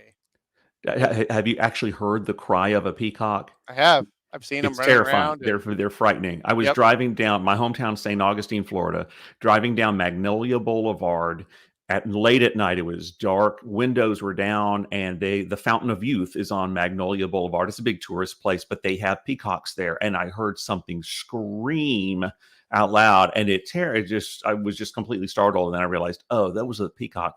Now I know what the cry of the peacock sounds like, and it was terrifying. It's good stuff. They're beautiful animals. I mean, I They love are. them, but I can understand what he was getting at. And once again, it goes back to the question about the crone earlier. What is so intimidating about a peacock, right? I find that there's great beauty and power in finding consonance with death, destruction, danger, lethality, peril, hazard, and people, places, and things that you would not immediately associate with the blunt forces of nature. And I find to make them congruent is my life's work. And I love it when, that's what I admire in, say, for that poem, that the villain, it's not a villain, but that the driving creepy element of it is just a bird out there crying, but the bird is a representative of something completely, of something much larger and more sinister. To me, that's where it's at for me. I love that the peacock with all those eyes, when it fans its feathers, its tail out, it's like the biblically accurate angels of Ezekiel. It's just all these eyes, covering it, and it's so bizarre. And to having, I think, hallucinogia, Wallace sees this peacock out in the woods. A bunch of wild peacocks are out in the woods, and there's one out there strutting its stuff, and it's got to be like they're being watched, because if its tail is out, all those eyes are kind of watching it. And I just thought, that was really, really clever.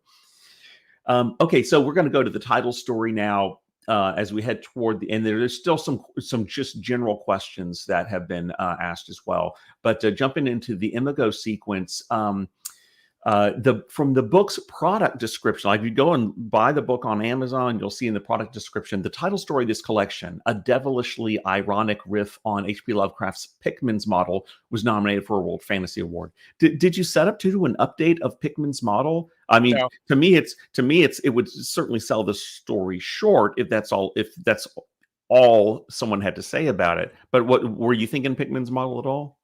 No, but once again, for this, I used to kind of duck at praise for things that I didn't intend, and then also get upset for things, criticism for things that I, that I didn't intend. Also, I've just learned to embrace it all, because it goes back to even when you know, have an artist say, "Oh, I was just riffing when we did, you know, Hotel California. There was no intent." Yes, there was though on some level. Did you what? Were you born yesterday and you don't have an id? You don't have a subconscious? No, everything you've ever done, everybody you've ever screwed, every punch you've ever taken is somewhere in there. There's a mark. Their fingerprints of existence are all over you. You are damaged, and whether you can either consciously harness it and have an agenda when you write, or one will be imposed upon you. So the bottom Hmm. line is even though my story wasn't consciously derivative of or even paying homage to Lovecraft's story, I'd read that story. Of course, it was in there bouncing around somewhere. Um, so I will take credit or criticism for that being maybe part of it. But my conscious intent was it goes back to Time as a Ring. Yes. Yes. Yes. I'm going to bring Edward up onto the stage here. Edward, can you hear us okay? Yeah, I can see Hey, and hear you bud. guys perfectly. Hey, guys. Hey Ed. Hey, I'm bringing you up, Edward, because you had a question about Imago sequence that I also had as well, and you just phrased it so well. Do you want to bring up your question? Yeah, and Laird, I took a couple notes on this. This is going to be kind of verbose for a question, but so this title story, Marvin towards the end encounters the cult of Imago worshippers, right? Mhm. And he sees the guy, I think his name is Anselm, and he's 75, but he says he doesn't seem like he's 75. His movements are swift and powerful. And so Mhm. you get the sense this guy has some cosmic power or something he's getting out of this, right? Sure. And then he's talking to the chemist, and eventually he's given the hallucinogen and the brain surgery, the training surgery, and he escapes from the cult essentially, or he's escaping. And somebody, I don't know if it's the chemist or Anselm, somebody says, "You're opening doors without any ideas of where they lead. It's a waste. Sweet God, what a waste." And so, my question was Marvin's fate predetermined? The cult members didn't seem to think so. Like, he goes and gets swallowed by Imago or the cave or whatever, but it seemed from their perspective that he did something he didn't have to do. Right. But in my in my thinking, it was probably predetermined only in the sense that why would any the cultists, in other words, they aren't privy to the future. So in other words, Oh, yeah. all of our fates are we might all be running swimming up the same stream, but nobody knows who the grizzly bear is going to snatch. Salmon don't know which of the grizzly bear going to get snatched out. Like you could have just ducked to the left, and that wouldn't have happened to you. So I don't think their perception matters whatsoever. I, Mm. it matters only in the sense that they had plans for him. And Ah, I will say this about the story. The story was derived from a nightmare. A lot of my stories, even to this day, uh, their genesis is generally from some terrible dream I had. Nothing necessarily coherent, but just imagery. But I dreamt a pretty coherent dream that I was with a group of archaeologists. I don't even think it was me. A lot of times in my dreams, it's not even me. I'm watching through someone else's eyes. But uh, we were down in a cave and we had discovered a slab of rock, and it didn't have a hominid. There was no fossil. It was just the way that the different types of minerals had merged together over the eons, and looking at it affected people. Three of us could look at it, and two of us nothing would occur. It would just be like, oh, okay. But Ed, you might have a latent gene that was activated, or mm, a recessive gene might be, some kind of something in you in your DNA would be triggered by this. It's always laying dormant within you, and this is the idea that there's no real difference between then and now. That everything is just now, and mhm, it's just been waiting for you, or it always has been, always will be.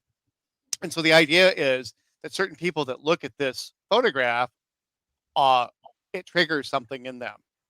Other people, it may make them insane. Some people may not have any. They go, oh, I hate modern art, but or abstract art or whatever. I don't. Photography is not for me. But with Marvin, it it began a process within him. They were trying to, the intent was that they were trying that the cult wanted to harvest it.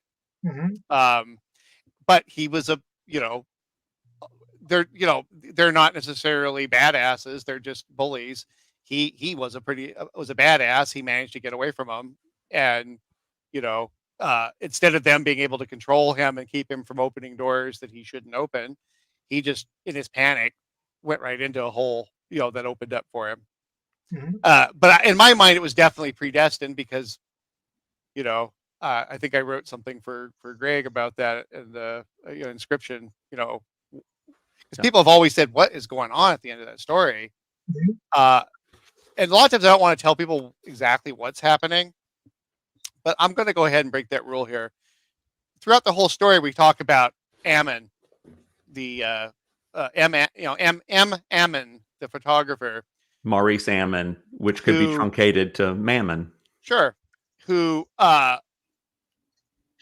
allegedly knew where this cavern was and had first come across IMAGO, whatever this entity is.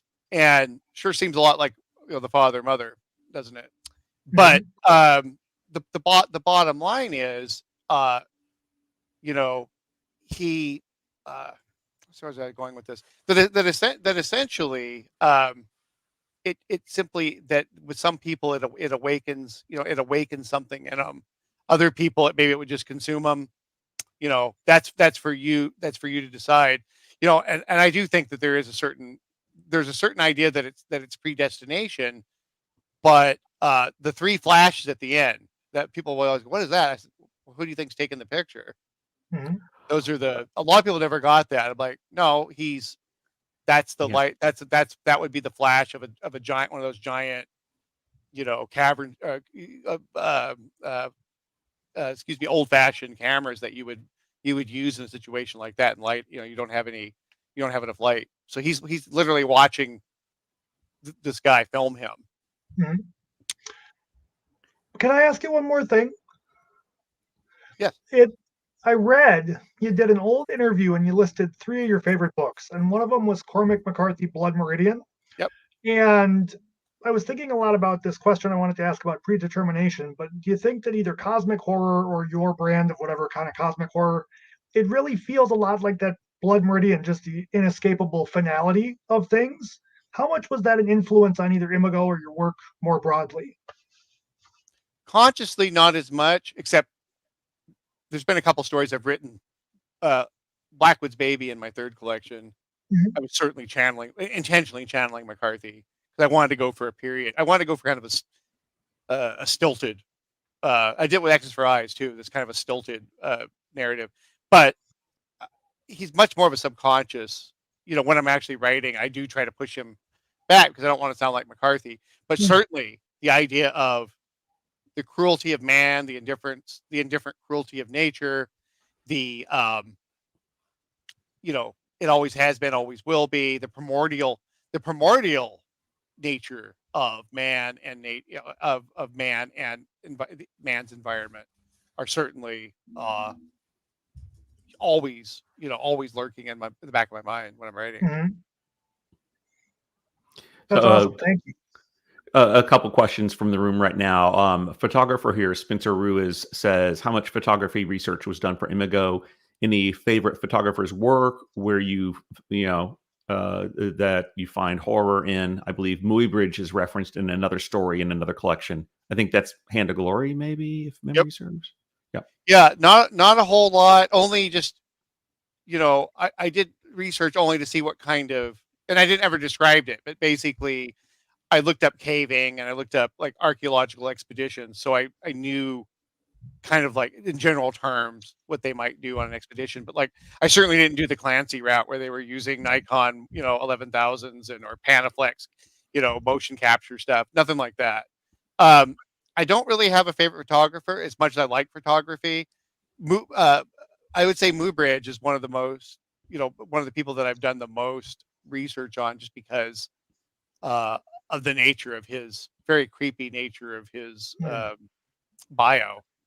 Even before he became the fact that he disappeared for a while doing work for the army, like in Central America. Oh, wow. Yeah. Well, I can't remember if he disappeared or if they got separated, but the point is he had some weird stuff happen to him down in Central America. I don't think weird supernatural, just like odd stuff. And then of course there's murder in his background, and just the weird nature of some of his studies on motion pictures, like what he put the subjects of some of his films through.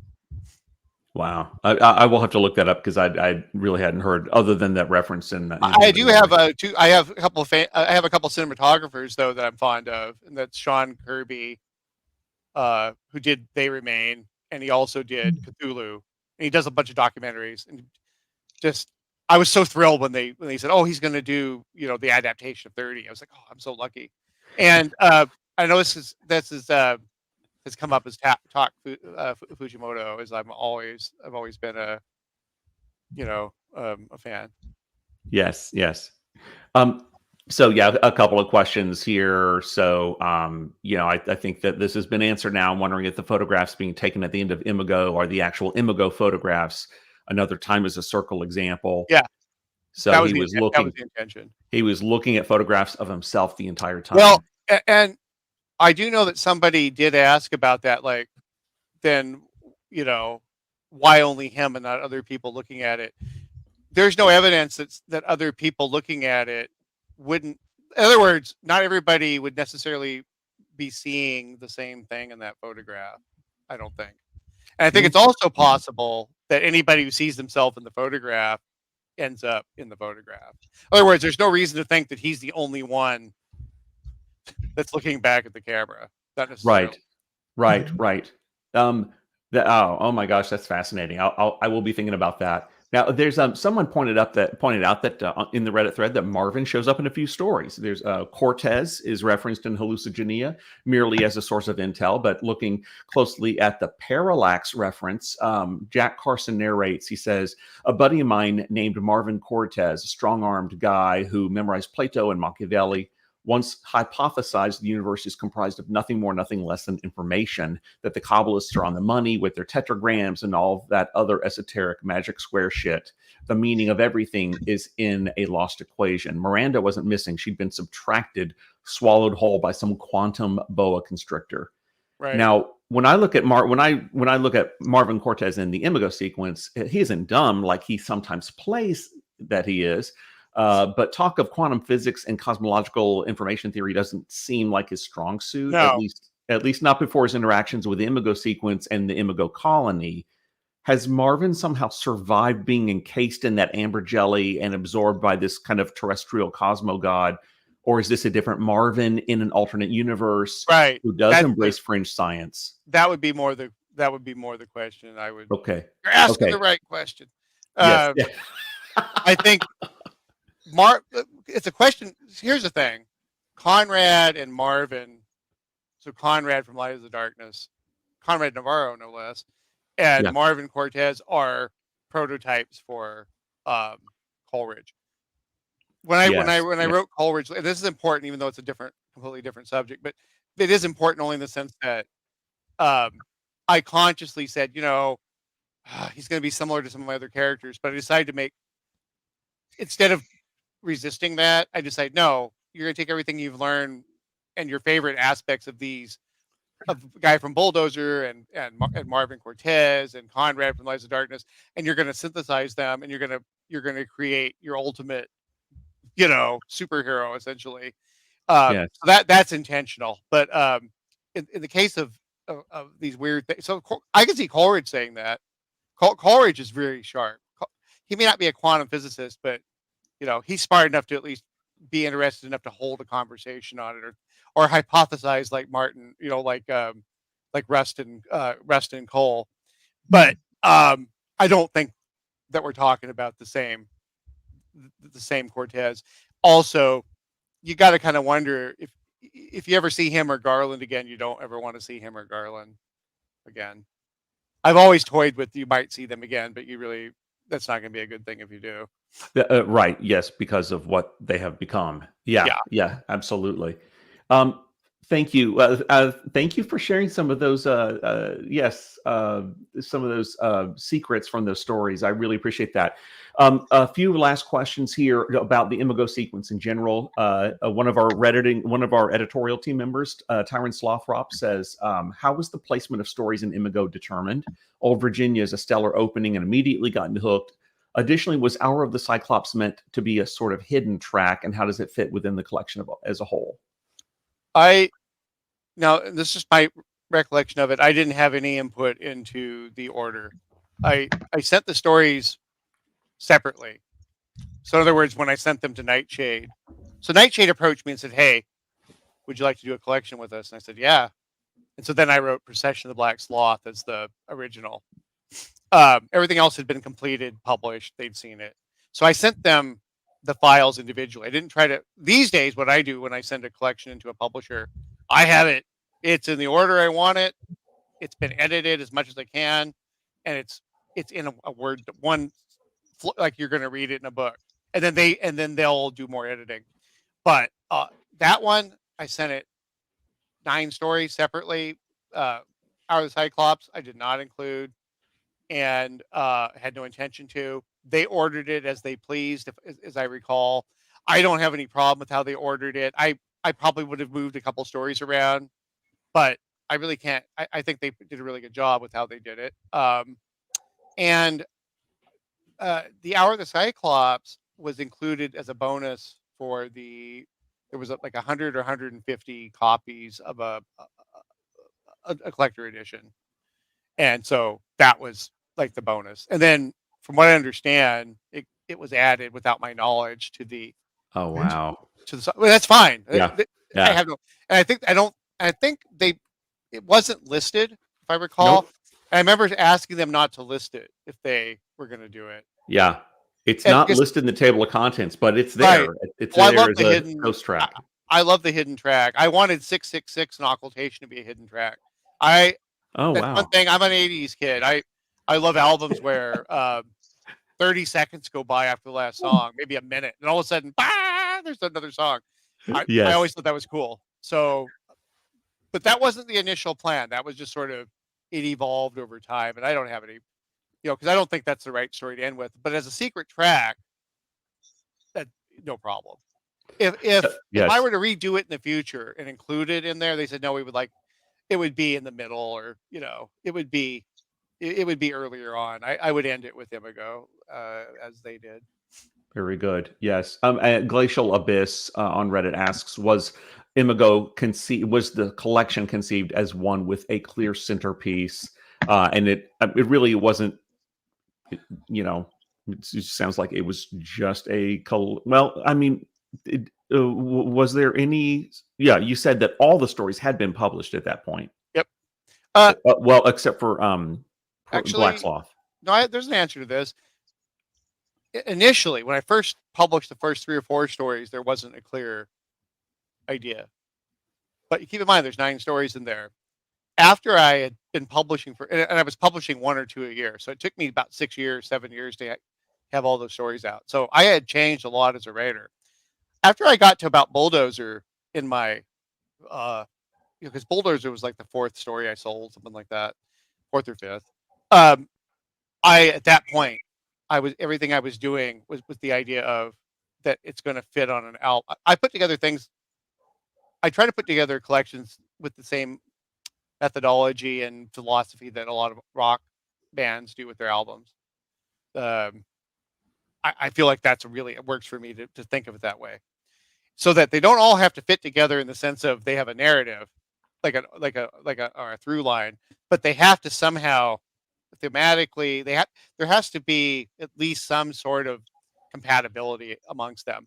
And that one, it very much is. And I also find that as a writer, I was writing stories that I really kept going back and interrogating, because there's so many similarities that were intentional and not intentional in those stories. Similar types of characters. It's just a bunch of tough guys getting their asses kicked by the unknown. And then later on, I evolved away from that. I would include it as a dash of pepper, but then now I'm doing other things. So I find that throughout my entire career, I'll go through periods of my life where all my stories are going to be related to one another thematically. They may be completely different genres, but they're all, I'm writing about failed romance. In the next Yeah. collection, it's about hunting in the woods and getting lost in the wilderness. And the next one was about psycho killers. There, and I find that's really useful. So you do that for 3 or 4 years, and it's almost automatically thematically compatible. But I pretty much write everything with the idea of how will this fit in? Will this fit in a collection? And I began that right away. I began that, fairly early on, and I once again have to thank Gordon Van Gelder because he said to me, he goes, "I introduce you as a horror writer. Is that okay? Some writers don't like that." I said, "No, it's wonderful."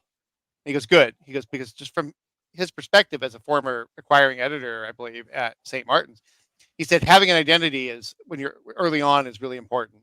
He goes, it can damage your career.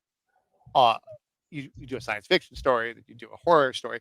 He goes, it works for some people. He goes, but that's something you should probably do after you're established. Then you can do a Stephen King and you could, or Clive Barker or somebody like that, where you start off in one genre and then, oh no, but now I'm doing Hearts in Atlantis and now I'm doing Cabal, or, you know, uh, you're doing a Neil Gaiman and doing, going farther afield into softer fantasy, or nonfiction or whatever it is you want to do. So he helped me right off the bat. He said, try to make your work thematically compatible, and establish yourself that this is what you're doing. He goes, and then experiment.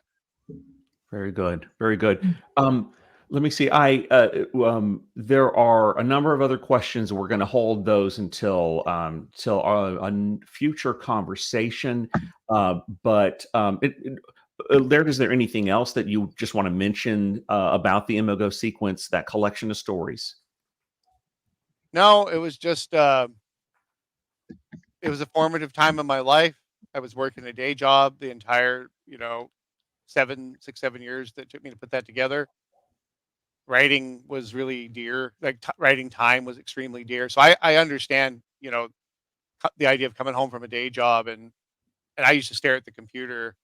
This goes out to my fellow writers who are trying to break in right now.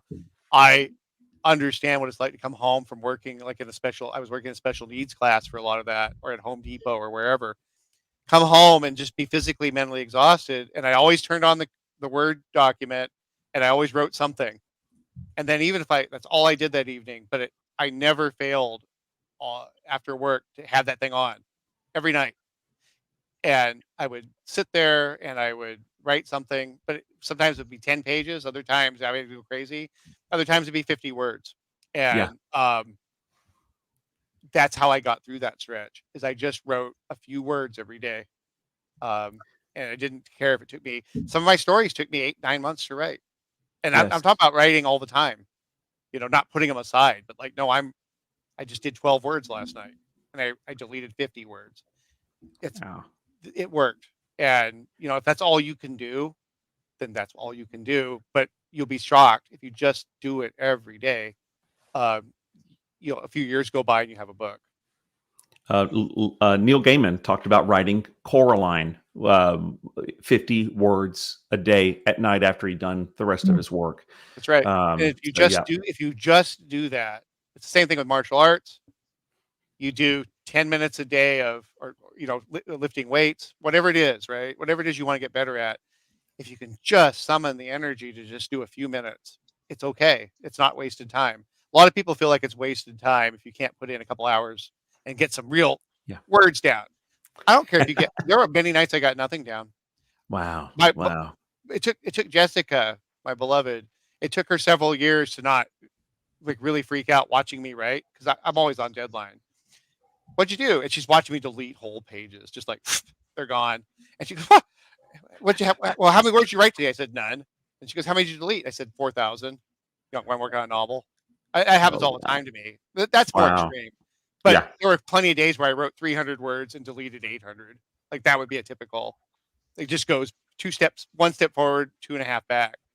That's just, for some of us, that's just how we work, and it's okay. It's absolutely okay. Good words of wisdom there. I want to throw up a couple of slides here as we wrap up. Let me make sure I get this done correctly. This is making me take a moment to cue in here. There we are. That should do it. All right. I have not tried this before. Let's give this a shot. Yeah, here we go. Okay. So, yeah, everyone, please remember that no, Not a Speck of Light is coming out September 10. Go to Bad Hand Books and order that, pre-order it if you haven't already. And again, like there are already like 1,000 pre-orders, and we are just thrilled that it is getting as much attention as it has already. On next, our next conversation. Let's see how sorry, I got to figure out how I move the slides forward here. There we are. We're going to do another webcast on April 20. We are doing a combined conversation with Laird about the stories in occultation. By the way, the first thread was just posted today about the first story there in occultation, the forest, and we are going to have a combined Q&A about occultation's stories and a watch party of They Remained, which is the film adaptation of 30, the story 30 from occultation. We'll do the watch party. It's just like basically watch it whenever you want to, but think about 5 o'clock on Saturday, April the 20th, and then we'll do the Q&A about occultation, and we'll have Phil Gillette, who is the writer director of They Remain, on the call as well. Really excited about that. He's a great guy. Yes, and we've interviewed him and Laird before on the Cathonica channel if you want to look back at that. But that's going to be really exciting. And then we're looking at doing a Q&A for the beautiful thing that awaits us all in the maybe late May, early June timeframe. We may have a special guest for that as well. But go ahead, if you haven't joined the subreddit, do so, and please voice your thoughts on the stories as we go. We've been really enjoying this read along. It's been a blast. And just again, special thanks to my editorial team on Reddit, Edward being one of those, for their good work writing these stories up, and for everyone who's joined and voiced their thoughts. Laird, it's just been terrific to have you on the call tonight, and we're just having a ball revisiting your stories. Super eager to read new stories of yours and just reinvest ourselves in this wonderful catalog of fiction that you've created. Well, I just want to reiterate, I really appreciate the community. I love the community. I feel really appreciated, and that's a wonderful feeling. And I treasure all the hard work you guys are doing on this. So thank you. Absolutely. All right. Thanks everyone who's joined us tonight and who will be watching this in the future. And we'll be back April 20 with another Q&A with Laird.